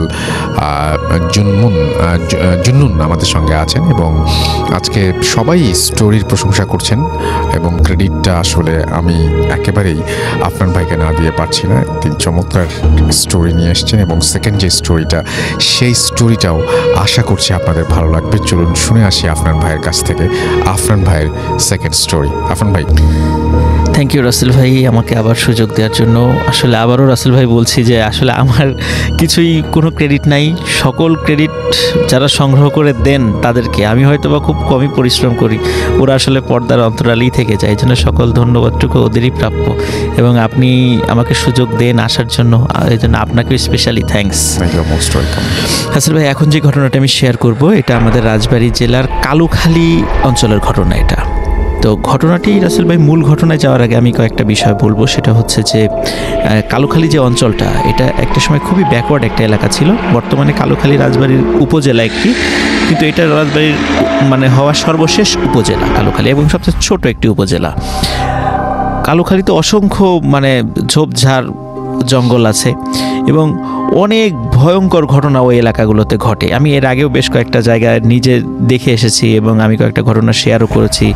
স্পেশালি রাসেল ভাই, কালুখালীর ওই রুটটাতে যারা স্পেশালি ওই যে যান কুষ্টিয়া বা দর্শনের ওদিকে যারা গাড়ি চালান রাতের বেলা, বা মানে ট্রাক, স্পেশালি ট্রাক চালক যারা, তো ওনারা প্রায়শই কিন্তু অনেক ভয়ঙ্কর মানে ঘটনার সম্মুখীন হন। যেমন ট্রাক নিয়ে যাচ্ছে, হঠাৎ করে দেখা যাচ্ছে যে বিশাল একটা মাথা রাস্তার মাঝখানে, মানে চুল ছড়ানো, মাথার মাঝখানে সিঁদুর, এরকম মানে অনেক ভয়ঙ্কর ঘটনা। প্রতিনিয়ত ঘটে। এটা তার মানে সচরাচর হয়েই থাকে এবং সচরাচর সবাই হয়েই মোটামুটি থাকে। দেখেই থাকে। এখন যদি কোনো মানে যারা পরিবহন চালান, যদি কেউ শুনে থাকেন ওই রুটে চালিয়েছেন, অভিজ্ঞতা আছে, তারা আমার সাথে একমত হবেন যে হ্যাঁ, তারা ওই বিষয়গুলো তাহলে আমি চাইবো যারা পরিবহন যারা চালান তাদেরকে আমি মানে চাইবো যে সেটা হচ্ছে বাস, ট্রাক, মাইক্রোবাস বা যেটাই হোক না কেন, বা অ্যাম্বুলেন্স যেটাই হোক না কেন, আপনারা কাইন্ডলি এই রোডের সাথে যদি পরিচিত হয়ে থাকেন তাহলে অবশ্যই রেসপন্স করবেন এবং অবশ্যই আমাদের লিখে পাঠাবেন আপনার জীবনের ঘটনা। আমরা সেটা ইনশাল্লাহ পড়ে শোনাবো, বা আপনি সরাসরি অডিও ক্লিপ করেও পাঠাতে পারেন। তো আমরা চলে যাই আবার আপনার ভাইয়ের কাছে। রাসেল ভাই, এই ঘটনাটির এলাকাটা কালুখালী, বাট গ্রামের নামটা হলো হরিণধারা। আচ্ছা। তো হরিণধারা গ্রামে মানে ওখানে একজন আমরা যেটাকে বলি গাছি, যেমন ওই আপনার শীতকালে খেজুর গাছ থেকে রস সংগ্রহ করেন, রস সংগ্রহ করে সেই রসটা আবার জাল দিয়ে সেটা গুড় বানান, সেগুলো আবার বাজারে বিক্রি করেন। আবার এই সিজনটা শেষ হয়ে গেলে তারা আবার কৃষিকাজ করেন, মানে দেখা যাচ্ছে ওই নির্দিষ্ট একটা সময় তারা এই গাছ থেকে রস সংগ্রহ করেন। আমরা তাদেরকে স্থানীয় ভাষায় আর কি গাছি বলি আর কি। তো সবুর মিয়া নামক একজন গাছির ঘটনা আমি এখন শেয়ার করব। ঘটনাটি আসলে অনেক আগের, 60-এর দশকের ঘটনা, এক্স্যাক্ট সনটা বলতে পারবো না, তবে আমি যতটুকু শুনেছি মানে এই 63, 65, 66 এরকম সালের, এই জন্য আমি বললাম যে 60-এর দশকের ঘটনা এটি, অনেক আগের ঘটনা এটা। তো ঘটনাটি ওনার সঙ্গে ঘটেছিল। উনি যেহেতু গাছে ছিলেন, যেই কাজটা করতেন, ওনার নিজস্ব ওরকম কোনো সহায় সম্পত্তি ছিল না, খুব দরিদ্র মানুষ ছিলেন উনি। তো যাদের খেজুর গাছগুলো রয়েছে, তো এই খেজুর গাছগুলো থেকে রস সংগ্রহ করার দায়িত্বটা ওনার উপরে পড়তো, এবং রস সংগ্রহ করার পরে অর্ধেকটা উনি ওনার জন্য রেখে দিতেন এবং বাকি অর্ধেকটা মালিককে দিয়ে দিতেন। আচ্ছা। এবং ওনার জন্য যতটুকু হয় সেগুলো এক জায়গা করে অনেক রসই হতো, সেগুলো জাল দিয়ে গুড় তৈরি করে আবার বাজারে বিক্রি করতেন। এটা ছিল তার পেশা। আচ্ছা, এইভাবেই উনি জীবন চালাতেন। যখন এই সিজনটা শেষ হয়ে যেত তখন উনি বিভিন্ন জায়গায়, আমরা স্থানীয় ভাষায় কামলা বলি আর কি, ডে লেবার আর কি, ডে লেবার হিসাবে বিভিন্ন জায়গায় উনি কৃষিকাজ করতেন। এইটাই ছিল তার মানে পেশা। এখন রাসেল ভাই, উনি মানে রেগুলার যে কাজটা করতেন সেগুলো করছিলেন। হঠাৎ করে ওই হরিণধারা গ্রামের কাছে একটি শ্মশান রয়েছে। ওই শ্মশানের কাছে, মানে শ্মশানের এলাকার মধ্যে না, কিন্তু পাশে একজন মালিকের অনেকগুলো খেজুর গাছ রয়েছে, তো প্রায় 15-20টা খেজুর গাছ। আচ্ছা। তো ওনাকে বলেন যে খেজুর গাছগুলো মানে করে প্রসেসিং করে এখান থেকে রস সংগ্রহ করতে। তো উনিও সেটা রাজি হয়ে যান, কারণ সেটা তার আয়ত্তের মধ্যেই ছিল এবং সাধ্যের মধ্যেই ছিল, সেটা খুব বেশি দূরেও ছিল না। আর 15-20টা খেজুর গাছের মানে দায়িত্ব পাওয়া অনেক বিষয়, তার জন্য অনেক বড় কিছু। তো উনি রাসেল ভাই সেই গাছগুলো প্রসেসিং করে একটা নির্দিষ্ট প্রক্রিয়ার মাধ্যম দিয়ে সেটা মানে রস নেওয়ার উপযোগী করতে হয়। তো উনি সেগুলো করে মানে হাঁড়িগুলো লাগিয়ে রাখেন। রাসেল ভাই 1-2 দিন খুব ভালো যাচ্ছিল, খুব ভালো রস হয় ওখান থেকে, খুব মিষ্টি রস। কিন্তু 4-5 দিন যাওয়ার পর উনি একদিন গেছেন রস সংগ্রহ করতে ভোরবেলা, দেখে একটা হাঁড়িতেও রস নাই। তো তখন উনি সন্দেহ করেছেন গ্রামে এরকম দুষ্টু ছেলেপেলে থাকে যারা এরকম রাতের বেলা হাঁড়ি থেকে রস চুরি করে খায়, হয়তো বা এরকম কিছু হতে পারে, এটা নিশ্চয়ই চোরের কাজ। তো উনি দেখেন যে প্রায় প্রতিদিনই ওই ঠিক শ্মশানের ধারের ওই 15-20টা খেজুর গাছের রস নাই। আচ্ছা। তখন উনি আবার পরীক্ষা করে দেখেন যে আসলে কি রস পড়েছে রাতের বেলা। দেখুন উনি পরীক্ষা নিরীক্ষা করে দেখেন হ্যাঁ, রস রাতের বেলা পড়েছে, সেই প্রমাণও আছে, কিন্তু হাঁড়ির মধ্যে কোনো রস নাই। এটা উনি যখন এরকম দেখছিলেন প্রতিনিয়ত রস চুরি হয়ে যাচ্ছে, তখন উনি এদিকে কিন্তু রাসেল ভাই ওই গাছের যিনি মালিক উনি তো এই কথা শুনবেন না, উনি কিন্তু প্রতিদিন ওই অর্ধেক রস বুঝে নেবেন তার কাছ থেকে, স্বাভাবিক। এখন উনি কিন্তু মালিক কোনোভাবে মানতেছে না। মালিক শেষে বললো যে ঠিক আছে, তাহলে তুমি পাহারা লাগাও, দায়িত্ব তোমার, তোমাকে দায়িত্ব দিয়েছে, দায়িত্ব তোমার। তখন উনি রাসেল ভাই চিন্তা করলেন যে পাহারা আর কাকে লাগাবেন, তাকে আবার অতিরিক্ত টাকা দিতে হবে। উনি নিজে চিন্তা করলেন আমি নিজেই পাহারা দেব, নিজেই পাহারা দেওয়ার মানে চিন্তা করলেন রাসেল ভাই। উনি রাতের বেলা হাতে একটা বড় লাঠি নিয়ে, উনি হাতে একটা হারিকেন এবং বড় একটা লাঠি নিয়ে উনি পাহারা দেওয়া শুরু করলেন। এখন প্রথম দিন পাহারা দিয়েছে ভালো, কিন্তু ভোরে দেখে সেই একই অবস্থা রাসেল ভাই। আচ্ছা। হাঁড়িতে রস নেই। তখন উনি চিন্তা করলেন যে নিশ্চয়ই সে যখন এই মাথা থেকে ওই মাথা গিয়েছে হাঁটতে হাঁটতে, তখনই মানে কেউ রস খেয়ে নিয়েছে বা রস পেরে নিয়ে চলে গেছে। অন্য হাঁড়িতে ঢেলে নিয়ে চলে গেছে। উনি এটা মনে করেছেন যে না, আরও ভালো করে পাহারা দিতে হবে। আচ্ছা, পরের দিন রাসেল ভাই পাহারা দিলে একই অবস্থা, উনি পাহারা দেওয়ার পরেও রস নাই হাঁড়িতে। আচ্ছা, তৃতীয় দিন রাসেল ভাই যখন পাহারা দিচ্ছিলেন তখন হঠাৎ, ওই দিন আবার চাঁদের আলো ছিল, তখন ওনার মনে হলো যে গাছ বেয়ে একটা কালো ছায়া উঠে যাচ্ছে উপরের দিকে। আচ্ছা, তখন উনি চিন্তা করলেন যে হ্যাঁ, এইবার আজকে চোর পেয়েছি, আজকে এটাকে ধরতে হবে। তখন উনি দৌড়ে ওই গাছের নিচে চলে গেলেন। গাছের নিচে চলে দেখলেন যে ঠিক উনি যেটা আবসা একটা ছায়া হাড়ির থেকে রস খাচ্ছে। আচ্ছা, এবং উনি নিচ থেকে বললেন যে এই বেটা চোর, নিচে নেমে আয়, মানে যেভাবে আর কি বলার দরকার আর কি, তখন উনি তাকে বলছিলেন। কিন্তু স্যার উনি খেয়াল করলেন যে এই কথাটা বলার পরে ওই আবছা ছায়াটা এক লাফ দিয়ে প্রায় 15-20 হাত দূরের আর একটা গাছের মাথায় চলে গেল। আচ্ছা, তখন উনি আবার কিন্তু এটা দেখে ভয় পান নাই, কি এই কারণে ভয় পান নাই, উনি জানতেন যে গ্রাম অঞ্চলে অনেকে ব্ল্যাক ম্যাজিক করে খুব দ্রুত গাছে উঠতে পারে, গাছ থেকে নামতে পারে, এক গাছ থেকে আরেক গাছে যেতে পারে। উনি মনে করেছেন কোনো দুষ্টু প্রকৃতির লোক ব্ল্যাক ম্যাজিক জানে, এই কারণে এই খুব সহজেই এই রস চুরি করে চলে যেতে পারছে এবং এক গাছ থেকে আরেক গাছে লাভ, উনি কোনো মানুষই মনে করেছেন। তো উনি যখনই যেই গাছের কাছে যান দেখে যে সেই জিনিসটা লাভ দিয়ে আর একটা গাছে চলে যায়। তো এইভাবে রাসেল ভাই প্রায় 7-8টা গাছ উনি এরকম তাকে যখন তাড়া করলেন ওই জিনিসটাকে, তখন এক সময় দেখা গেল ওই জিনিসটা আর পালাচ্ছে না, সে আস্তে আস্তে নেমে আসছে। নেমে আসার পর রাসেল ভাই এমনিতে তার মেজাজটা খুব গরম ছিল যে এরকম রস চুরি করে খেয়ে যায়, এজন্য উনি কোনো ধরনের কোনো মানে চিন্তাভাবনা ছাড়াই ওনার হাতের লাঠি দিয়ে মানে খুব জোরে একটা বাড়ি মারেন। আচ্ছা, ওই জিনিসটাকে বাড়ি মারার পরপরই যখন ওই জিনিসটা পড়ে যায়, তখন পড়ার পরে উনি ওই জিনিসটার চেহারাটা দেখতে পান রাসেল ভাই। চেহারাটা যেটা দেখেন সেটা হলো ওটার বডিটা একটা শিম্পাঞ্জির বডির মতো, এবং মাথাটা মানে মুখটা চোখা, মানে লম্বা হয়ে গেছে মুখটা। আচ্ছা, মানে অদ্ভুত চেহারার একজন লোক আর কি। তো আর একটা বিষয় হলো রাসেল ভাই, যখন লাঠি দিয়ে বাড়ি দিয়েছে তখন ওই জিনিসটা, ওই জন্তুর মতো ওই জিনিসটা ঠিক মানে অর্ধেক মানুষ অর্ধেক জন্তুর মতো জিনিসটা মানে চি চি শব্দ করে, মানে চি চি চি শব্দ করে মানে দ্রুত মাঠের ভিতরে চলে গেল। এরপরে আর উনি আর কিছু দেখেন নাই। তো রাসেল ভাই চিন্তা করলেন যে এইটাই হলো চোর, কিন্তু এরকম চেহারা কেন? তখন রাসেল ভাই উনি চিন্তা করলেন এটা হয়তো বা দুষ্টু জিন টিন হবে, এরকম কিছু চিন্তা করেছেন আর কি। তো যাই উনি আর কিছু চিন্তা করে মনে করছেন গেছে, আপদ বিদায় হয়েছে, ভালো হয়েছে। তো ওই দিন রাসেল ভাই মোটামুটি কয়েকটা গাছের রস উনি পেয়েছিলেন পরবর্তীতে। তো উনিও খুশি, যাক অন্তত ধরা গেছে। উনি মালিককে বলেন এই ব্যাপার। রাসেল ভাই ওনার আবার মানে মেয়ের যে একটা নাতি ছিল, মানে মেয়ের ঘরে ছেলে ছিল, তার আকিকার একটা অনুষ্ঠান ছিল। তো ওই সবুর মিয়া ওই আকিকার অনুষ্ঠানটা পাশের গ্রামে ওনার মেয়েকে বিয়ে দিয়েছিলেন। তো ওনার ওই আকিকার অনুষ্ঠানে অ্যাটেন্ড করার কথা ছিল পরের দিন। তো উনি আকিকার অনুষ্ঠানে যখন অ্যাটেন্ড করলেন, অ্যাটেন্ড করার পরে যখন ওনার নাতিটা, ওনার বলেছে আমার নাতিটা কোথায়, সামনে নিয়ে এসো। যখন ওনার নাতিকে সামনে নিয়ে আসা হয়েছে রাসেল ভাই, তখন নাতিটা প্রচণ্ড জোরে চিৎকার দিয়ে মাটিতে পড়ে গেছে ওনার নানাকে দেখে। আচ্ছা, এবং মাটিতে ছটফট শুরু করে দিয়েছে, কোনো কথা না বলে ছটফট শুরু করে দিয়েছে। এবং সবার চোখের সামনে রাসেল ভাই মানে ওই ছোট বাচ্চার শরীরটা মনে হচ্ছে যে মোটা হয়ে যাচ্ছে এবং আস্তে আস্তে, এবং ওর মুখটা আস্তে আস্তে লম্বা হয়ে যাচ্ছে, মানে ঠিক যেমন উনি রাতের বেলা যেই প্রাণীটা দেখেছিলেন ঠিক অমনটা হয়ে যাচ্ছে। এই দৃশ্যটা দেখার পরে সবাই ভয় পেয়ে দৌড়ে চলে যায়। সবাই বলে যে ওকে জিনে ধরেছে, কেউ বলে যে এটা রাক্ষস হয়ে গেছে, এরকম মানে গ্রামের অনেক কুসংস্কার, সবাই এরকম খুব ভয় পেয়ে ছোটাছুটি শুরু করে দেয়। এবং কিছুক্ষণের মধ্যে রাসেল ভাই বাচ্চাটা মারা যায় ছটফট করতে করতে, এবং মারা যাওয়ার আবার কিছুক্ষণ পরে আস্তে আস্তে সে আবার আগের স্বাভাবিক চেহারায় ফিরে আসে। তো বাড়িতে শোকের মানে আনন্দের উৎসবটা একদম শোকে পরিণত হয়।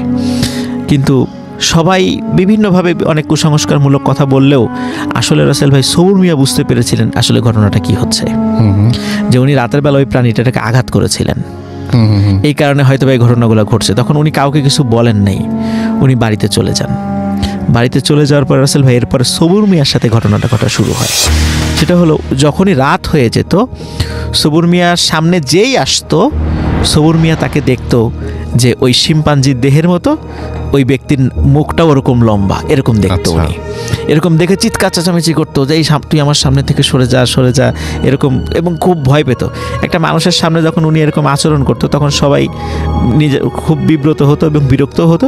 তো একসময় সবাই সবুর মিয়াকে পাগল বলে আখ্যায়িত করলো, যে একদম পাগল হয়ে গেছে, বদ্ধ উন্মাদ, দিনের বেলা ভালো থাকে, রাতের বেলা পাগল, এই জন্য রাতের বেলা তাকে শিকল দিয়ে বেঁধে রাখতে হতো। আচ্ছা, কিন্তু আসলে উনি সুস্থ মানুষ ছিলেন রাসেল ভাই। আচ্ছা, আমরা হ্যালুসিনেশন বলি, যেটাই বলি মানে সায়েন্টিফিক ব্যাখ্যায়, কিন্তু অ্যাকচুয়ালি আসলে এটা ছিল একটা প্যারানর্মাল ঘটনা। এরপর রাসেল ভাই যেটা হলো, রাতের বেলা মানে হুট করে ওনার ছোট ছোট বাচ্চা ছিল, ওনার বাচ্চা মেয়ের যেই ঘরে ঘুমায় থাকতো আর কি, ছেলেমেয়েরা, সেই ঘরে একটা খট করে শব্দ হয়। তখন ওনার ওয়াইফ পাশের ঘর থেকে উঠে যখন ওখানে যান, তখন বলেন যে কী ব্যাপার, আমাদের মেয়ে ছোটজন কোথায় গেল?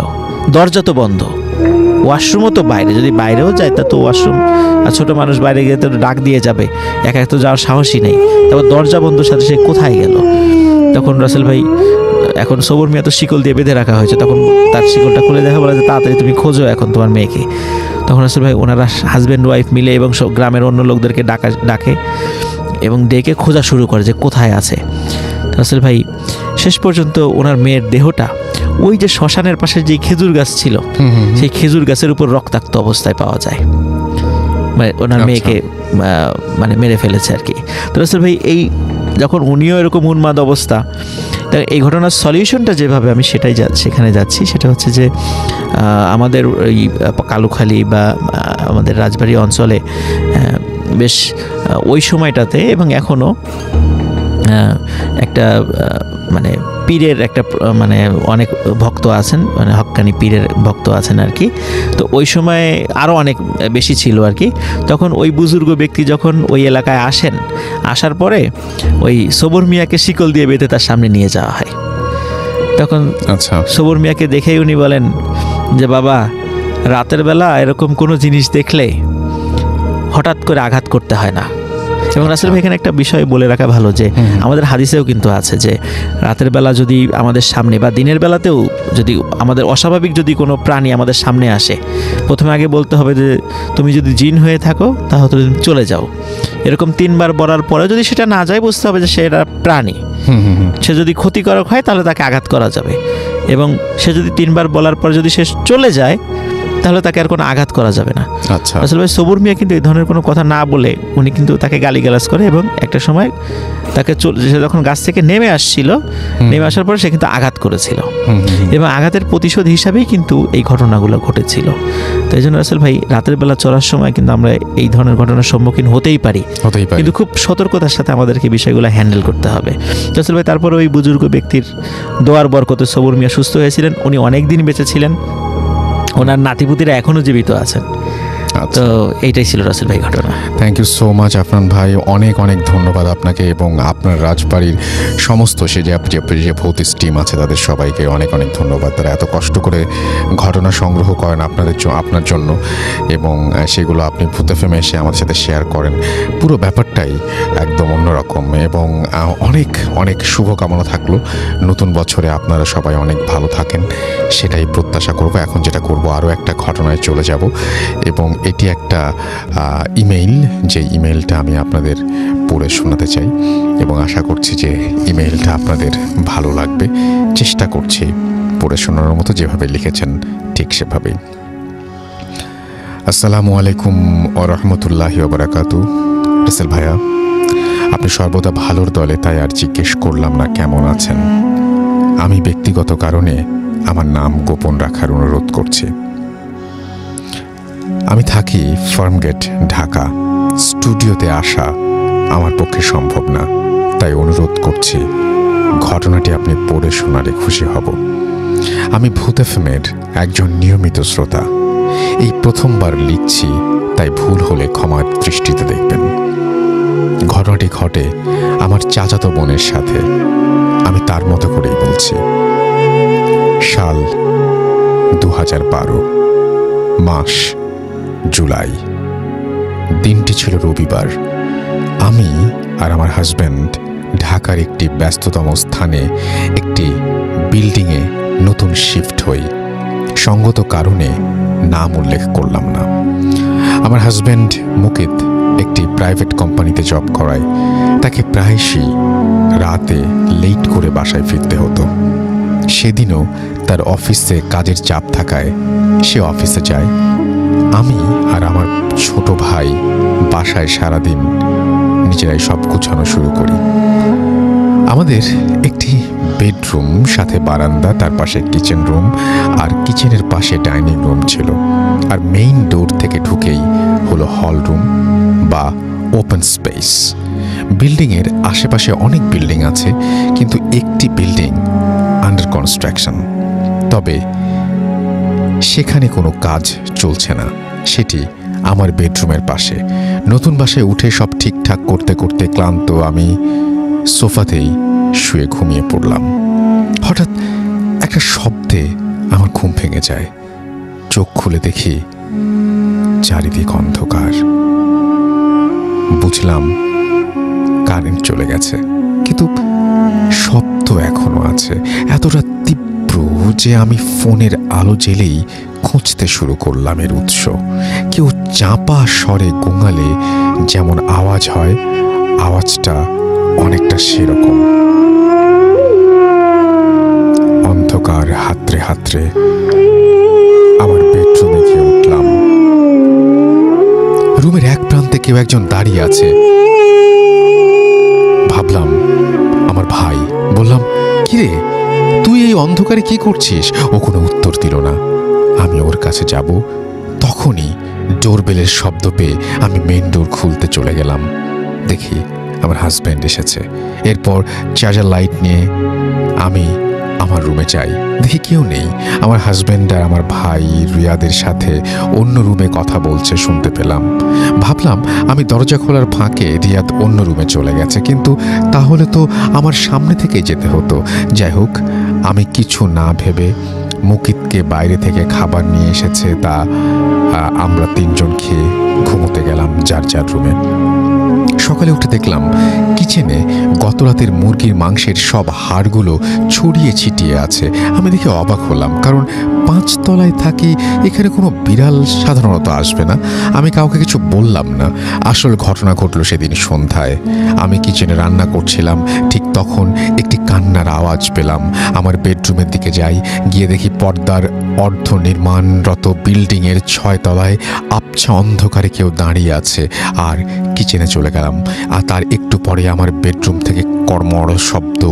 আমি রুমে চলে গেলাম এবং দেখলাম, যেটা দেখলাম সেটা দেখে আমার গা শিউরে উঠল। দেখলাম আমার রুমের মেঝেতে আমার ভাই রিয়াদ পড়ে আছে, আর তাকে কেউ খাবলে খাবলে খাচ্ছে। যে খাচ্ছিল সে আমার দিকে উল্টো হয়ে বসেছিল, তাই মুখ দেখতে পাইনি।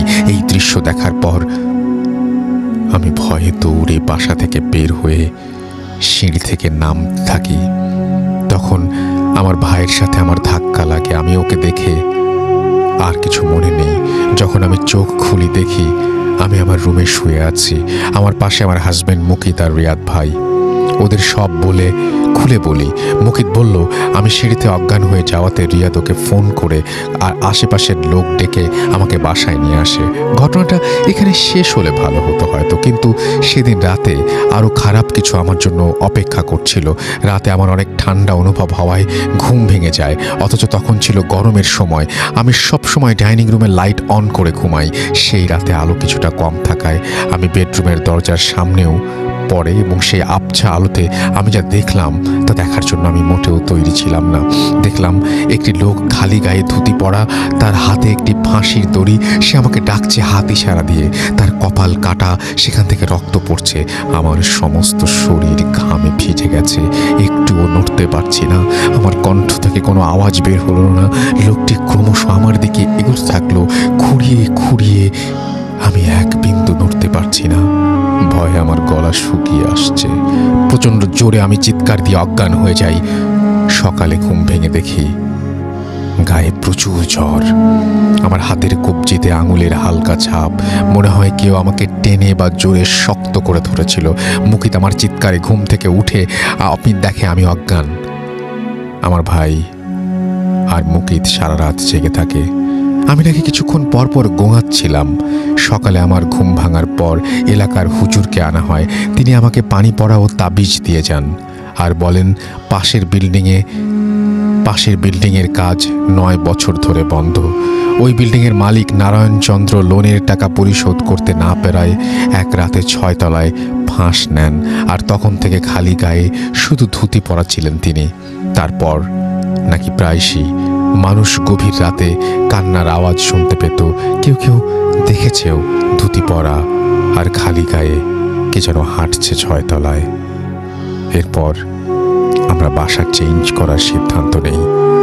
তবে অন্যত্র যাওয়ার আগ অবধি আমি আর কিছু দেখিনি। মাঝে মাঝে গোঙানোর শব্দ পেলেও আমি আর ওই বিল্ডিংয়ের দিকে তাকাতাম না। সন্ধ্যায় আর রাতে কখনো একা থাকিনি। 9-10 দিনের মধ্যেই নতুন বাসা পেয়ে সেখানে চলে যাই। আমার হাতের হালকা ছাপের দাগটাও ছিল না আর। এরপর আমি আর কখনো কিছু দেখিনি বা শুনিনি। এই ছিল আমার বোনের ঘটনা। ভালো লাগলে পড়ে শোনাবেন। আমি পড়ে শোনালাম ঘটনাটি এবং আশা করছি আপনাদের ভালো লেগেছে। এবং আমি দেখতে পাচ্ছি যে বেশ কিছু এর মধ্যে মেসেজও আসছে এবং আপনাদের কমেন্টও আসছে, সেগুলোও পড়ব কিছুক্ষণ পরে। একটা ছোট্ট বিরতিতে যাব এবং বিরতির পর আবারও ফিরে আসবো। সেই পর্যন্ত আমাদের সঙ্গে থাকুন। স্টে টিউন টু রেডিও ফুর্তি FM অ্যান্ড ডু ফুর্তি। অদ্ভুত একটা জায়গা এই পথ। পথে নেমে কখনো দ্বিধায় পড়ে মন, কখনো আবার অনেক অপশন। যখন কোনো পথ থাকে না, নিজেই বানাও। স্টিয়ারিং তো তোমার হাতে।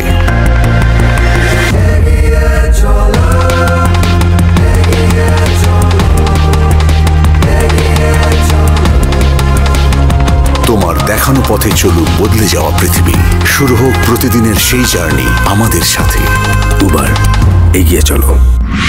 Face it. Radio মানেই ফুর্তি। Radio ফুর্তি। Boot FM. The night comes alive. বিশ্বাস করা না করাটা আপনার ব্যাপার।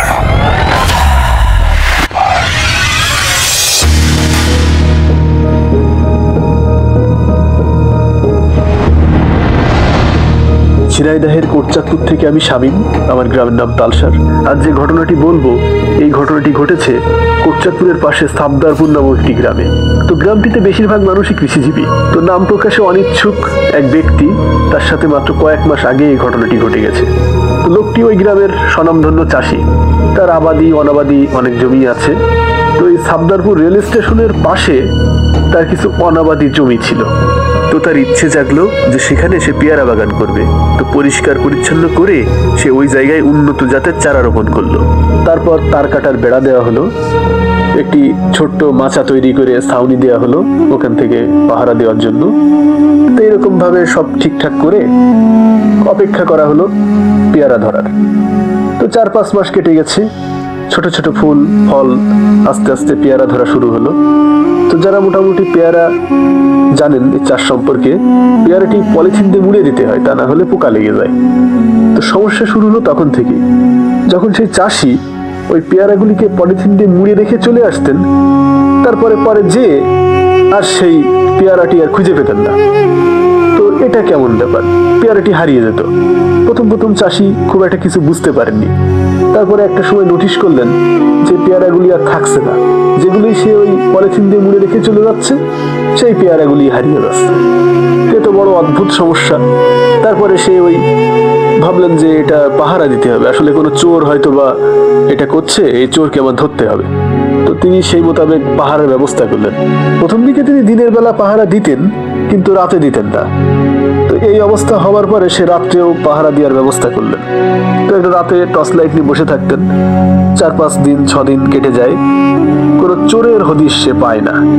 অথচ পেয়ারাও থাকে না, প্রতিদিন পেয়ারা হারিয়ে যায়।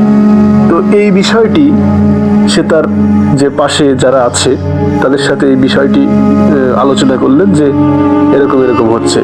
তো তো আর যারা পেয়ারা চাষি আছে তারা বললেন যে না, আমাদের তো এরকম হচ্ছে না, আমাদের পেয়ারা কখনোই চুরি হয় না। তো তারা সিদ্ধান্ত নিলেন যে তাহলে এই জমি থেকে যখন পেয়ারাটি চুরি হচ্ছে তখন এই চোরটিকে ধরার দরকার। তো এই যে পেয়ারা চাষি যারা আছেন তারা সবাই মিলে এই জমিতে এসে তারা ওই চোরটি ধরার জন্য পাহারা দিতে লাগলেন। তো রাত্রে পাহারা দেয় সবাই মিলে 5-6 জন। এইভাবে পাহারা দিতে দিতে 8-10 দিন 15 দিন হয়ে গেল, কিন্তু কোনো চোরও আসে না, আবার পেয়ারাও থাকে না।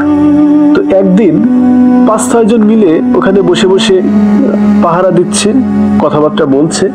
তো একজন হঠাৎ করে দেখতে পেল যে 2 জন মূর্তির মতো আকৃতি বাড়ি থেকে বেশ কিছুটা উপর দিয়ে ওই পেয়ারা বাগানের ভিতরে প্রবেশ করছে।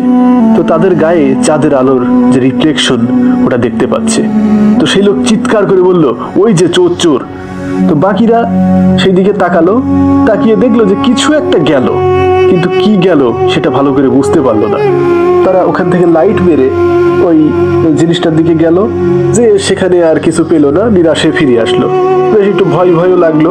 তারপর একটা সময় সকাল হলো, সকালবেলা যে জিনিসটা দেখলো সেটা আরোই অদ্ভুত। দেখলো পেয়ারা আছে, কিন্তু প্রত্যেক পেয়ারাতে একটু কামড় বসানো।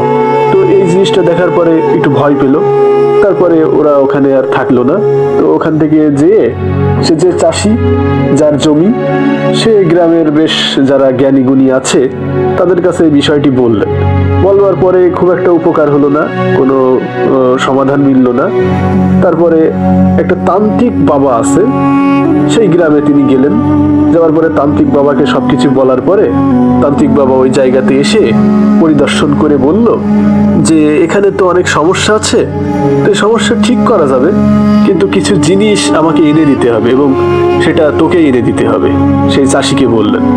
তো সে চাষি তার শর্তে রাজি হলো। রাজি হবার পরে সে শর্ত দিয়েছিল যে ওই শ্মশান থেকে একটু ছাই এবং আরো বেশ কিছু জিনিস, এইসব দ্রব্য এনে দিতে হবে, দিলে সে এইটার সমাধান মিলতে পারবে। তো গেল, একদিন সে শ্মশানে গেল। যাবার পরে শ্মশান থেকে সেই জিনিসগুলো সংগ্রহ করলো, করে সে উঠে আসছে। এই সময় হঠাৎ করে 2টো মানুষ তার সামনে।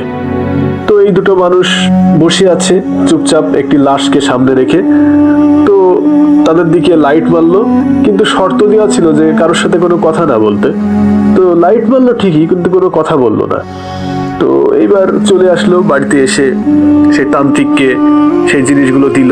দেবার পরে সে তান্ত্রিক সেই জিনিসগুলোকে একটি মণ্ডে তৈরি করে এই মণ্ডটি তাদের ওই বাগানে পুঁতে রেখে দিতে বললেন। তো সেই চাষি ভাই সে তার ওই বাগানে সেই মণ্ড পুঁতে দিল, দিয়ে সে বাড়িতে এসে একটু রেস্ট করলো। সন্ধ্যাবেলায় চিন্তা করলো যে যাই আমার বাগান থেকে একটু ঘুরিয়ে আসি, দেখি কি অবস্থা। তো সন্ধ্যার সময় সে চাষি তার বাগানে যে দরজা খুলতেই যা দেখলো তাতে আর কোনো সন্দেহই থাকলো না যে এবার হয়তো আর তার রক্ষা নেই। সে দেখলো 2 জন ব্যক্তি, সেই তারাই যাদেরকে সে শ্মশানে দেখেছিল, তার দিকে প্রচন্ড গতিতে ছুটে আসছে। কিছু ভাবার আগেই তার সামনে এসে বলল, তুই আমাদের থাকার জায়গা নষ্ট করেছিস কেন? এই কথাটি শোনার পরে প্রচন্ড ভয়ে সে তার বাগান থেকে দৌড়ে বাজারের দিকে চলে গেল। বাজারে যে একটি দোকানের সামনে সে পড়ে গেল। তারপরে তারা ওখানে যারা ছিল সবাই মিলে ধরে তাকে পানি টানি দিয়ে জ্ঞান ফিরিয়ে বাড়িতে নিয়ে গেল। বাড়িতে নিয়ে যাওয়ার পরে সবকিছু শুনলো, শোনার পরে বেশ সে অসুস্থ হয়ে গেল। অসুস্থ হবার পরে সে আর কোনো রকমই সুস্থ হচ্ছিল না। অনেক ডাক্তার, কবিরাজ বা যা যা আছে গ্রামে সবকিছুই দেখানো হলো তাকে। তো কোনোভাবেই আর কোনো তার আর সুস্থতা আর কোনো রকমই সম্ভব নয়। তো তারপরে এক সময় সেই তান্ত্রিক বাবার কাছে নিয়ে যাওয়া হলো। তান্ত্রিক বাবা বললেন যে আসলে এটা তো বেশ সমস্যা, এখানে পেয়ারা বাগান করা যাবে না। তো ওই পেয়ারা বাগানটি কেটে ফেলার নির্দেশ দেওয়া হলো এবং ওই যে পিণ্ডমণ্ডগুলো পোতা হয়েছিল ওগুলো সেই চাষিকে দিয়ে আবার শ্মশানে রেখে আসা হলো। তারপরে মোটামুটি সেই চাষি ব্যক্তি সে আস্তে আস্তে সুস্থ হয়ে গেল, তার জ্বরটা সেরে গেল, এখন সে সুস্থ আছে। তবে সেই পেয়ারা বাগানটা এখন একদম খা খা করছে। মোটামুটি যারা এই সাবদারপুর এলাকাবাসী আশপাশে যারা শুনছেন তারা বুঝতে পারছেন যে আমি কোন জায়গার কথা বলছি। তো ট্রেনে যেতে গেলেও দেখা যায় পেয়ারা বাগানটা একদম ফাঁকা পড়ে আছে। তো মোটামুটি এটাই ঘটনা। অনেকে ওখানে ওই জমিকে ভুতুড়ে জমি বলছে, যারা আশপাশে আছে তারা ওখানে খেলাধুলাও করতে যায় না, ওটাও হয়ে পড়ে আছে। তো এর সঠিক কারণ এখনো জানা যায়নি কি কারণে এটা হচ্ছে, তবে এটাই ছিল ঘটনা। ঘটনাটি শোনার জন্য ভূত এফএমের সকল শ্রোতাদের ধন্যবাদ। ধন্যবাদ ভূত FM. Bhoot FM. The night comes alive. বিশ্বাস করা না করাটা আপনার ব্যাপার।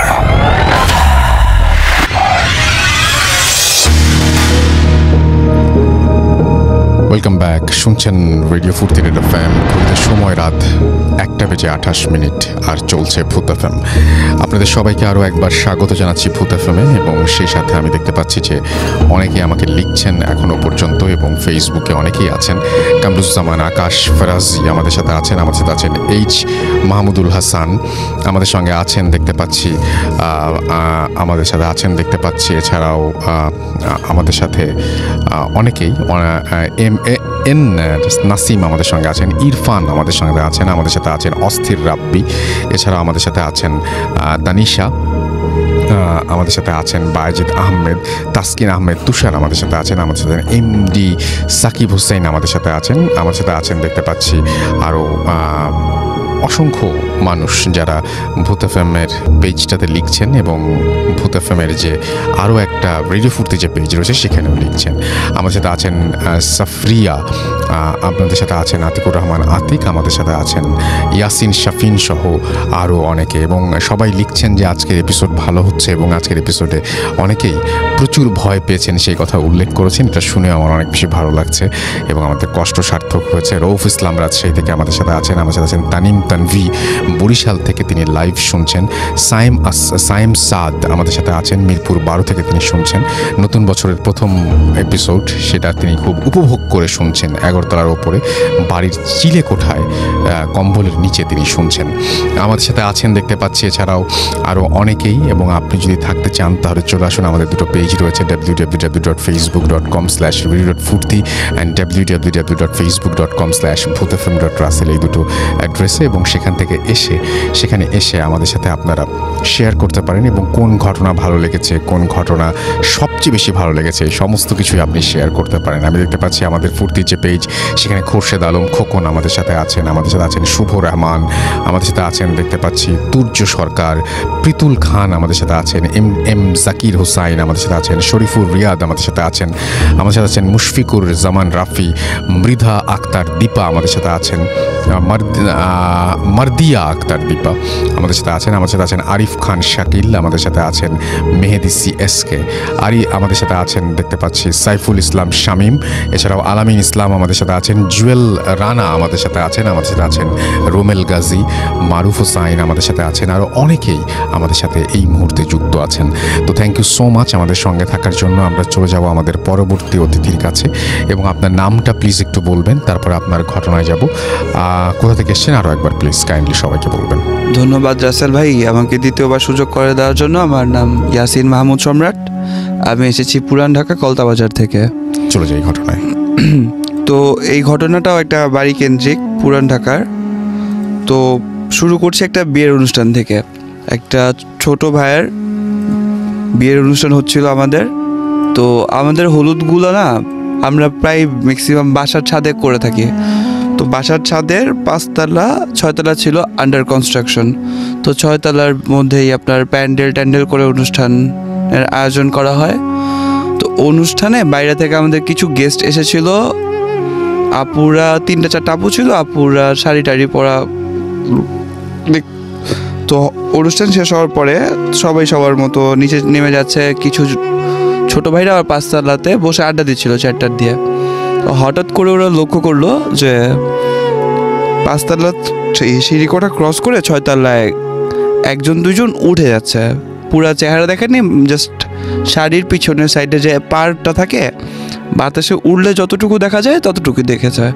তো ছোট ভাইদের মধ্যে একজন বললো, দাঁড়া আমি একটু কথা বলে আসি ওনাদের সাথে। তো যেই বলা ওই যাওয়া, তো দৌড়ায় গেছে। যাওয়ার পরে আর বাকি যে 3-4জন ছিল চেয়ারে বসা, ওরা খালি একটা সাউন্ড পেল চিৎকারের। আচ্ছা।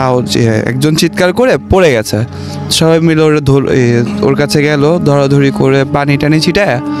যখন ওর জ্ঞান ফিরলো তখন বলে, কি হয়েছে, তুমি এরকম যা চিৎকার দিলে কেন? বাকি 3-4 জনও দেখেছে যে শাড়ির পাটটা যে উপরে উঠছে কেউ, তো ছাদে তো ওরা দৌড়ে যায়, কারোর পায়ে নেই। আর যখন দেখে যে একজন অজ্ঞান হয়ে পড়ে আছে তখনও বুঝছে ওটা প্যারানর্মাল। জিজ্ঞেস করার পরে ওই লোক বলতেছে যে আমি গেছি, যা বলতেছি আপনারা কে কে ছাদে উঠেছেন, কজন? তো যখনই এতটুকু বলছে, যিনি ছিল উনি ওইভাবেই ঘুরেছিল, কিন্তু পুরা মাথাটা একটা মানুষের ঘাড় যদি পুরোটা ঘুরে যায়, রোটেট করার যেরকম লাগে, হঠাৎ করে খালি রোটেট করে ওনার দিকে তাকাইছে। এতটুকু দেখার পর লোকটা সহ্য করতে পারেনি, ওইখানেই উনি ফেন্ট হয়ে যায়। তো এই বাসায় এরকম আরও অনেক কাহিনী আছে। ওই বাসায় অনেকে বলে পড়ি আছে। তো ওই বাসারই আরেকটা ফ্লোরের আমাদের আরেকটা ভাই থাকতো, ভাইটার নাম সঙ্গত কারণে বলতে পারছি না, ও ঘুমায় আছে। তো হঠাৎ করে ওর গার্লফ্রেন্ড স্বপ্নে দেখলো যে কে জানি ওর বয়ফ্রেন্ডকে জবাই দিতেছে, and it was so real.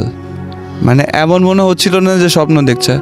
তো মেয়েটাও হুড়মুড় করে কান্না করে বাসায় গেল। বাসায় যে ছেলের গেট নক করতেছে, অনেকক্ষণ ধরে নক করছে, গেট খুলে না, মেয়ে আরও ভয় পেয়ে গেল। যার পর ওর ফ্রেন্ডসদের কল করলো যে দেখো তোমাদের ফ্রেন্ড তো এরকম দেখছি আমি স্বপ্নে, গেট খুলতেছে না। তোর ফ্রেন্ডরা সামহাও আসার পরে কোনো মতো দরজা খোলার পরে ওই ছেলে যখন ঘুম থেকে উঠে, যারা নিয়ে স্বপ্ন দেখছে, ওই ছেলে ঘুম থেকে উঠে কারো কিছু না বলে হুড়মুড়ে কান্না শুরু। তো অনেকক্ষণ কান্না করার পর কী হয়েছে জিজ্ঞেস করার পর বলে, আমি স্বপ্ন দেখলাম যে আমারে একটা হুজুরের মতো লোক, চাপ দাঁড়িয়ালা, মাথা টুপি পরা, আমারে জবাই দিতেছে। তো এটা কিভাবে কোইন্সিডেন্টে কিভাবে মিললো? গার্লফ্রেন্ডের স্বপ্ন দেখে বাসায় আসলো, ওই ছেলে ওই স্বপ্ন দেখে উঠে কান্না করতেছে। তো সবাই নোটিস করলো ওই ছেলেটার গলায় পাতলা একটা দাগ, মানে কেউ যদি ধারালো কোনো কিছু আমাদের গলায় রেখে চাপায় দেয়, যতটুকু কাটবে ততটুকুই।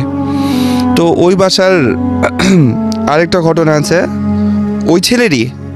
তো ওই ছেলে গার্লফ্রেন্ডের সাথে কি প্রবলেম নাকি ছাদে উঠেছে, সুইসাইড করবে, মারাই যাবে, এই করবে না। তার ফ্রেন্ডের ফোন দিয়ে বলতেছে এরকম আমি থাকবো না, সুইসাইড করবো। তো ওই ফ্রেন্ডটা দৌড়ায় গেছে। আসার পর ওই ফ্রেন্ডটা দেখা বলে, কী রে তুই না, মানে খুবই নর্মাল ছিল, ফোনে যেরকম ছিল সামনে এরকম ছিলই না। তো বলে কী হয়েছে?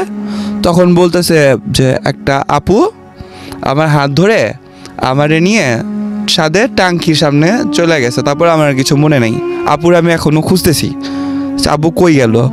ওই ঠিক রেড শাড়ি পরা আপুটা। তো ওই বাসা অনেকেই দেখেছে, ওই বাসার টাঙ্কির উপরে একজন বসে থাকে, পা ঝুলায় মাঝে মাঝে উকি দেয়। তো মুরব্বীরা বলে ওই বাসার ছাদে পড়ি আছে। এখন উনি কারো ক্ষতি করার জন্য ওই বাসায় আছে না ওদের বাসার মানুষের উপকার করার জন্য, এটা এখনও মিস্ট্রি। এই ছিল ভাই। অনেক ধন্যবাদ আপনাকে আপনার ঘটনার জন্য এবং কষ্ট করে আসার জন্য, এবং আপনার দুটো ঘটনায় আমরা শুনলাম, এবং আজকে এখন পর্যন্ত যে কয়টা ঘটনা আমরা শুনেছি সে কয়টা ঘটনারই অনেক ভালো রেসপন্স পেয়েছি। আশা করছি যে বাকি সময়টাও আমাদের সঙ্গে ভালো যাবে। তো যাই হোক, আমরা এখন চলে যাব আরও একটা অডিও ক্লিপে এবং ফিরে আসবো সেই অডিও ক্লিপটার পরে। সেই পর্যন্ত আশা করছি আমাদের সঙ্গেই থাকবেন। স্টে টিউনড টু রেডিও ফুর্তি FM and do ফুর্তি FM. The night comes alive. বিশ্বাস করা না করাটা আপনার ব্যাপার।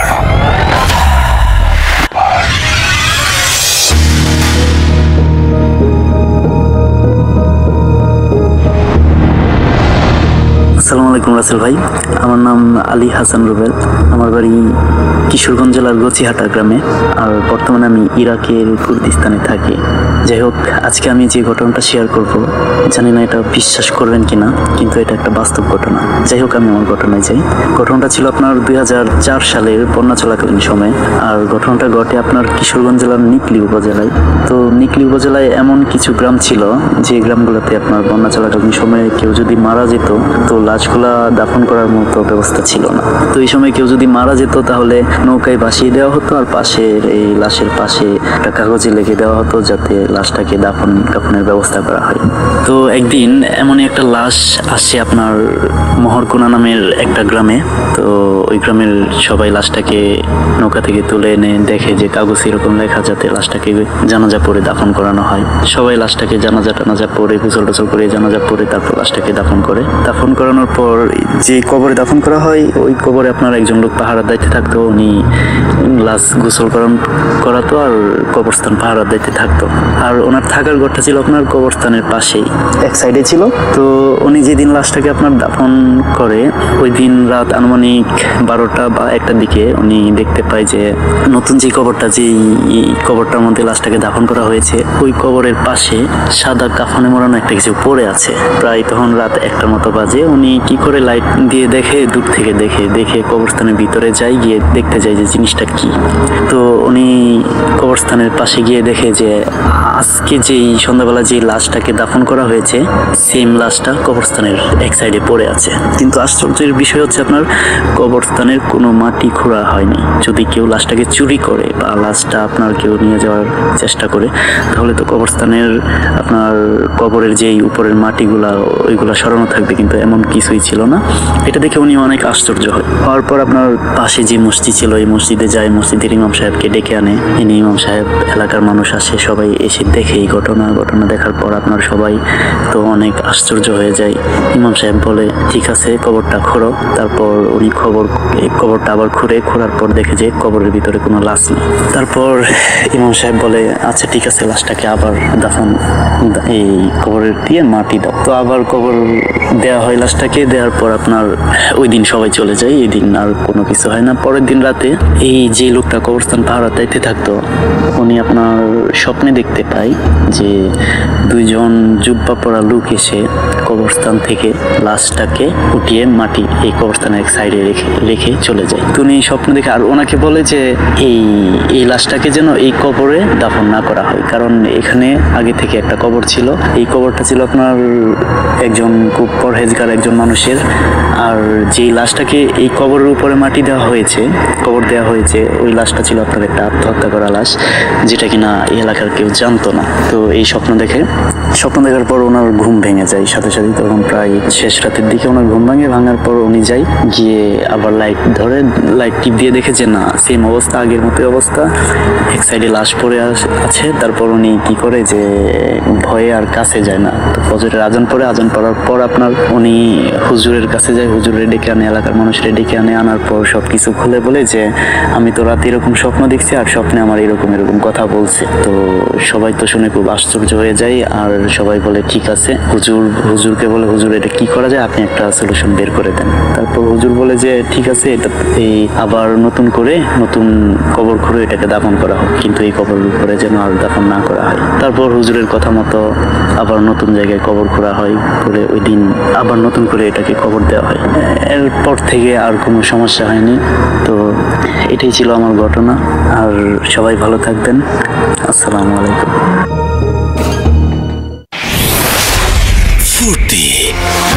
অদ্ভুত একটা জায়গা এই পথে নেমে কখনো দ্বিধায় পড়ে মন, কখনো আবার অনেক অপশন।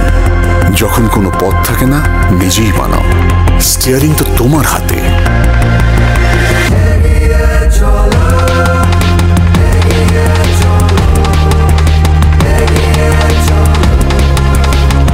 তোমার দেখানো পথে চলুক বদলে যাওয়া পৃথিবী। শুরু হোক প্রতিদিনের সেই জার্নি আমাদের সাথে। উবার, এগিয়ে চলো। Face it. Radio মানে ফুর্তি। Booth FM. The night comes alive. বিশ্বাস করা না করাটা আপনার ব্যাপার। সত্যি তাই, বিশ্বাস করা না বা করাটা আপনার ব্যাপার, কিন্তু ঘটনা আপনারা এনজয় করছেন দেখতে পাচ্ছি অনেকেই, এবং আমি দেখতে পাচ্ছি যে অনেকে আমাকে লিখছেনও। এই মুহূর্তে আমাদের সঙ্গে আছেন তাসনিম হাসান তুষার, আমাদের সঙ্গে আছেন অপূর্ব মাহমুদ, আছেন আমাদের সাথে নুরুল্লাহ প্রধান, আছেন আমাদের সাথে সোহরাব আহমেদ, আমাদের সাথে আছেন দেখতে পাচ্ছি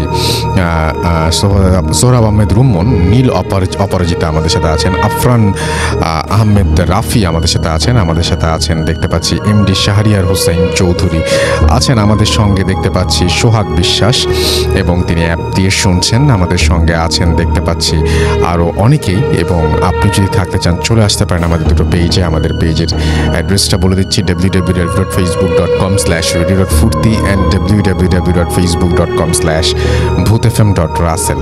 সাইফুল ইসলাম শামীম আমাদের সঙ্গে আছেন, আলামী ইসলাম দিনাজপুর থেকে আমাদের সঙ্গে আছেন, জুয়েল রানা দেবীপুর থেকে শুনছেন, এমডি রোবেন গাজী আমাদের সাথে আছেন, আমাদের সাথে আছেন জুয়েল রানা, আমাদের সাথে আছেন মারুফ হুসাইন, আছেন আমাদের সাথে আরিফ খান শাকিল, আমাদের সাথে আরও অনেকেই এই মুহূর্তে যুক্ত হয়েছেন এবং এই এখনও লিখে যাচ্ছেন যারা, তাদেরকে অনেক অনেক অনেক অনেক ধন্যবাদ আমাদের সাথে প্রতিটা মুহূর্ত থাকার জন্য। আমার যেটা মনে হয় যে আমরা বরং আজকে যেহেতু গেস্ট কম, আমরা আরেকটা অডিও ক্লিপ শুনে আসতে পারি, এবং আমাদের কাছে আরও একটা অডিও ক্লিপ রয়েছে, সেই অডিও ক্লিপটা আমরা এখন শুনে আসবো। চলুন শুনে আসি আরও একটি ঘটনা। ভূত FM,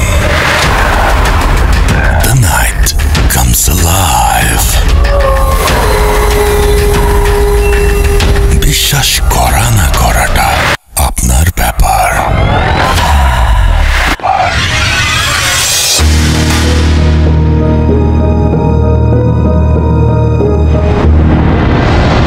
আসসালামু আলাইকুম রাসেল ভাই, আমি তন্নি, আমি সিলেটের একটা প্রাইভেট মেডিকেলে পড়ি 4th ইয়ারে। তো ঘটনাটা ছিল হচ্ছে গিয়ে যখন আমি ক্লাস 9-এ পড়ি, তখন ঘটনা ছিল এরকম যে আমি স্যারের কাছে পড়তেছিলাম বাসায়, অ্যান্ড আমার বাসায় সবাই চলে গেছিল একটা বিয়েতে এক্সেপ্ট আমি। আর আমার বাসায় একটা মেড ছিল, মেডটা রান্না করতেছিল রান্নাঘরে, অ্যান্ড আমাদের বাসাটা অনেক লম্বা, মানে অনেক লম্বা টাইপের বাসা, অনেক পুরানো দিনের বাসা। সো একটু অনেক লম্বা বারান্দা নিয়ে বা আসাম প্যাটার্নের যে বাসাগুলো থাকে ওই রকম। তো স্যারের কাছে পড়া শেষ, আমি যখন রুমে ব্যাক করি তখনও আমার বাসায় কোনো মেম্বারই আসেনি, শুধু আমি ছিলাম আর ওই মেয়েটা ছিল বাসায়। তো আমি আমাদের রুমে আমার বই খাতাগুলো টেবিলে রাখি, তখন দেখি যে আমারই মতো, একদমই আমার মতো দেখতে একটা মেয়ে, মানে আমারই আরেকটা ড্রেস পরে সে মানে বিছানার মধ্যে বসে আছে জাস্ট একটা কর্নারে। অ্যান্ড আমি যখন তাকাইছি তখন সে আমার দিকে তাকাইছে, and she just smiled. And আমি মনে করছিলাম এটা মনের ভুল হয়তো বা যাই হোক না কেন, আমি মানে খুব অবাক হয়ে গেছিলাম দেখে, বা আমি কিছু বলতেছিলাম না। তো আমি প্রচণ্ড অপ্রস্তুত ছিলাম ওই মোমেন্টটায়। জাস্ট আমি বইটা রেখে আমি একটা দৌড় দিয়ে আমি জাস্ট মেয়েটার কাছে চলে যাই। তারপর আমি এই ধরনের কোনো কিছু ফেস করি নাই কয়েক বছর পর দুর্গাপুজোর টাইমে, লাইক 2018-এর ঘটনা, সেপ্টেম্বরে। তো সবাই যার বাসায় চলে যায়, নিচের তলায় জাস্ট আমি, আমার পাশের রুমে একজন আর তার পাশের রুমে একজন, মানে তিনজন মনে হয় আমরা ছিলাম, কিন্তু সেপারেট রুমে। আমি আমার রুমে একাই ছিলাম। তো একদিন রাত্রে আমি পড়ছিলাম, পড়ার পর 2টা থেকে 3টার মধ্যে আমি ঘুমিয়ে যাই।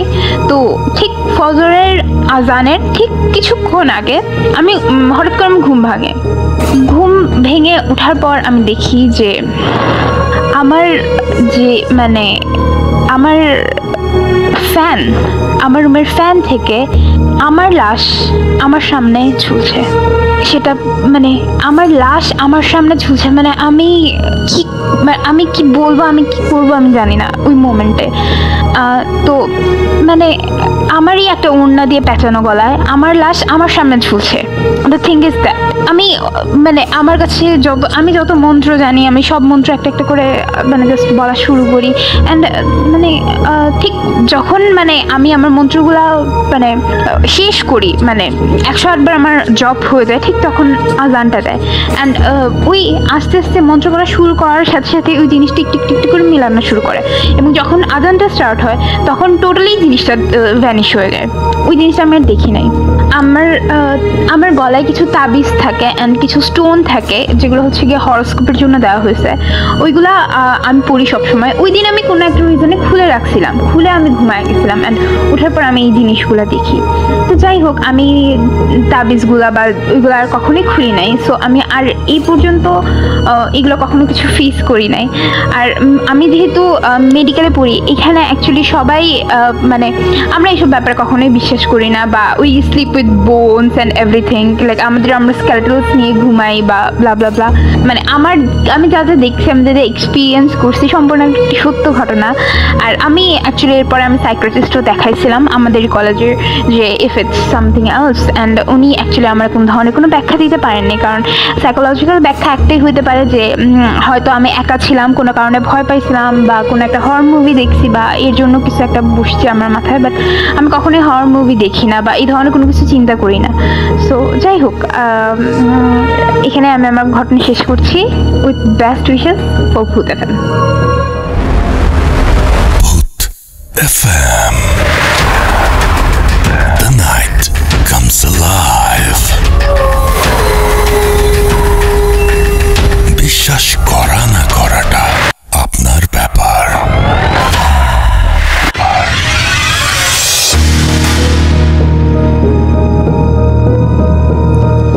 Welcome back.